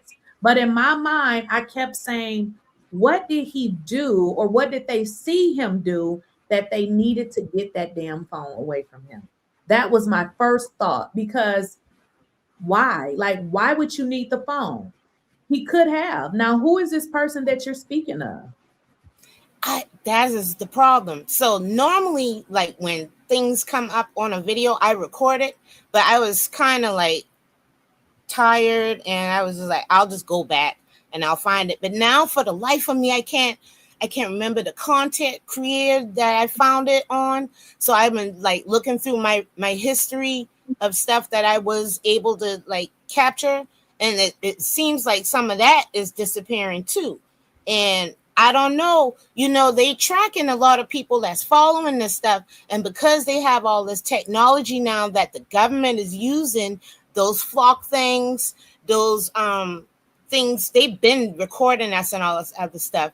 But the simple fact that they have things that they can monitor, and if they want to get rid of it, they get rid of it. And I've had a lot of times that I've had real good things that I used to post on Facebook, things I used to post on Instagram, things I used to post on Twitter, and everything stopped. They sent me that I was banned from Facebook, banned from Instagram, banned from Twitter, because the things that I've been putting out were real. It was deep and it's disgusting. At one point in time, I used to follow a couple of people and they used to have videos of really crazy stuff. Like before all that Epstein stuff came out, I saw all that. I saw and watched them at a banquet eating children, eating grown people that look like me and you, roasting them in an oven, recording. So you can't say that. You can't say that. I'm sorry. Well, that's one of the reasons why I got banned, because I was posting out stuff like that. But anyway, you gotta just say it in a different way. Yeah, I keep forgetting about the unalive and all this other stuff, because they really are like monitoring everything for a reason. But at the same point in time, we are becoming united, and that is what is scaring them. because the more of us that come together, we're very powerful, and they don't want that, and they trying to keep us low, but we vibrating high because they pissing us off. And that is causing us to start really watching out, to really start putting our money where our mouth is as far as our communities are concerned. But I just came on because I'm glad that that doctor, the medical examiner for the second autopsy, was not there, because they don't need to put all their cards on the table. They don't need to know everything that they know. They don't. They still haven't put out this information about this boy's stuff, and they had his body first, and you ain't putting out nothing. So I do have a quick question. Now, you said that, so because I know sometimes that happens to me, like I watch so much stuff that I'll forget like where I saw it. In the moment, I like, you know how you watch something on your phone and it'll go up quick and then something else will come and then you forgot. You'd be like, dang, what was I just watching? Now, you said that somebody said that, you know, they felt like he had pretty much recorded his own death. Do you remember if it was TikTok, or do you remember like what app you were on? It was on YouTube, I believe, that I saw it on YouTube, and I've been going to like Claude, ChatGPT, you know, putting in what I saw, and ain't none of them finding anything other than they're saying, you know, certain things are fake that are being put out. Well, this is why I feel like there is information that's on the phone, because guess why? That would have been the quickest, simplest thing to refute and say, we looked at all of the phones. That is not true. Why have they not done this? Do you know how easy it is to go to a judge and say, we need to get a court order, we need to get the phones? Guess what that would have done? That would have told them all of the things that nobody else could have said, because you're in your phone. If I show you my phone and you read it, you're going to learn some stuff about me and be like, oh, okay, she doing this. We get the phones. Why are they not doing this? I feel like but that remember, they're in that phone. But remember now, Trump said that they have their own outside agencies that are doing a real thorough sweep of stuff. So it's good for them not to tell everything that they know, because them folks dirty. As soon as they find out where they and who they got doing these things, to do a clean sweep of the phone, to backtrack any things that were deleted. Well, the thing with the phone is that I don't know how they're going to do it. I'm not into technology like that. But from the information that Crump had stated is, as it relates to the phone, the investigation is going to be simultaneously. Like, they're doing their investigation and they're doing theirs, but it's happening at the same time. I don't know when this is going to take place, but I feel like it should have took place yesterday, because I know stuff does stay on the phone. Like, let's say I delete something on my phone, it's deleted, but it's still there for a certain amount of days. It may be 30 days, I'm not sure. But I believe as it relates to the phone, they are doing an investigation, but Crump is not saying, we trusting you all to do it. We need to do the same investigation as you guys are doing at the same time. That was just my understanding of what I heard. Yeah. So, I mean, the other factor is also that they aren't sharing everything, and they don't need to share everything, because all this covering up and stuff. So they know inevitably it's going to be a trial. Everything keeps coming out that they keep trying to hide. We are in the age of knowing. Ain't no more believing and all the other business. It's knowing stuff. And things are happening for a reason. You know, they keep saying pressure builds diamonds and all this other stuff. And take note of all of the things that are happening as far as natural disasters, and how them folks getting cooked up in the sun. They doing everything. They poking. They doing all kinds of attacks against us for a reason. Understand that reason and understand our power. All this stuff will come to pass, and truth will prevail. I know we done been dragged through the mud and all of that for a reason, for a karmic debt, but universal law is happening, and we just got to keep sticking together and uniting so we can come out on top, because we will, because we the original people. Everybody hate us for a reason. And I sent something to you in the past. I think I probably need to send it to your email, but it's this thing called Memorandum 46. And that was basically done like in the 70s or 60s, I want to say. But basically it was a document that they all came together in agreement to be against all Black American people. And this is why we have enemies all the way around, because they've been practicing this stuff. And they just wanted to pull it into full throttle to try to make us feel less than and keep us in lower frequency, because they know once we start lifting up, there's no stopping us. Okay, well, thank you, Keysha, for coming up. You have a great rest of your day. Thank you. You too. Bye-bye. I would like to address this comment because I feel like there are so many different avenues for us to look at this case. Can y'all please stop with these lies? Warren's dad is not head of any toxicology department. I understand y'all go to these people on YouTube with half of a brain that just make up lies to create videos. We don't need to make up lies to create videos for this case. It's enough stuff about this case to talk about. That is a lie that's told by the biggest bimbo YouTuber on YouTube. She makes up lies all the time, and it's so irritating that y'all believe this shit. Man, y'all just, I mean, come on now. Y'all gotta go on with these lies. I mean, just lies. Woo, child. All right, y'all, I'm about to get up off here because I gotta get back on here later after I review some stuff. It's been great. Make sure you guys like the video on your way out. Hype up the stream, and I will catch you guys in the next video or live. I'll see y'all later. Yeah. Okay, I'm listening. Go on. Yes, I'm typing it all down.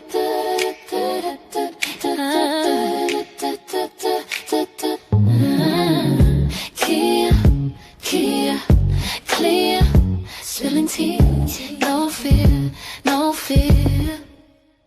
They talk loud, but I'm still here. Lakeysha Keysha, say it clear. I don't lies right here.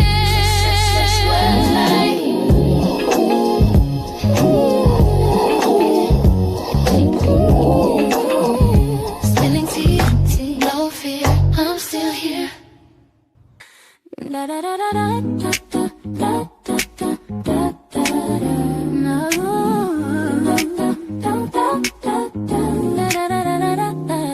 Spilling tea, no sugar, no fear. They talk loud, but I'm still here. Lakeysha Keysha, say it clear. Real talk lives right here. Yeah. Spilling tea, no sugar, no fear.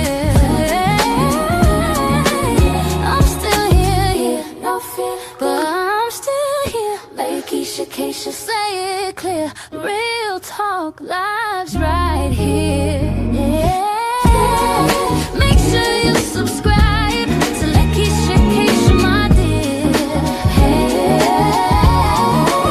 I'm still here, no fear, but I'm still here. Lakeysha Keysha, say it clear. Real talk lives right here. Stretch words like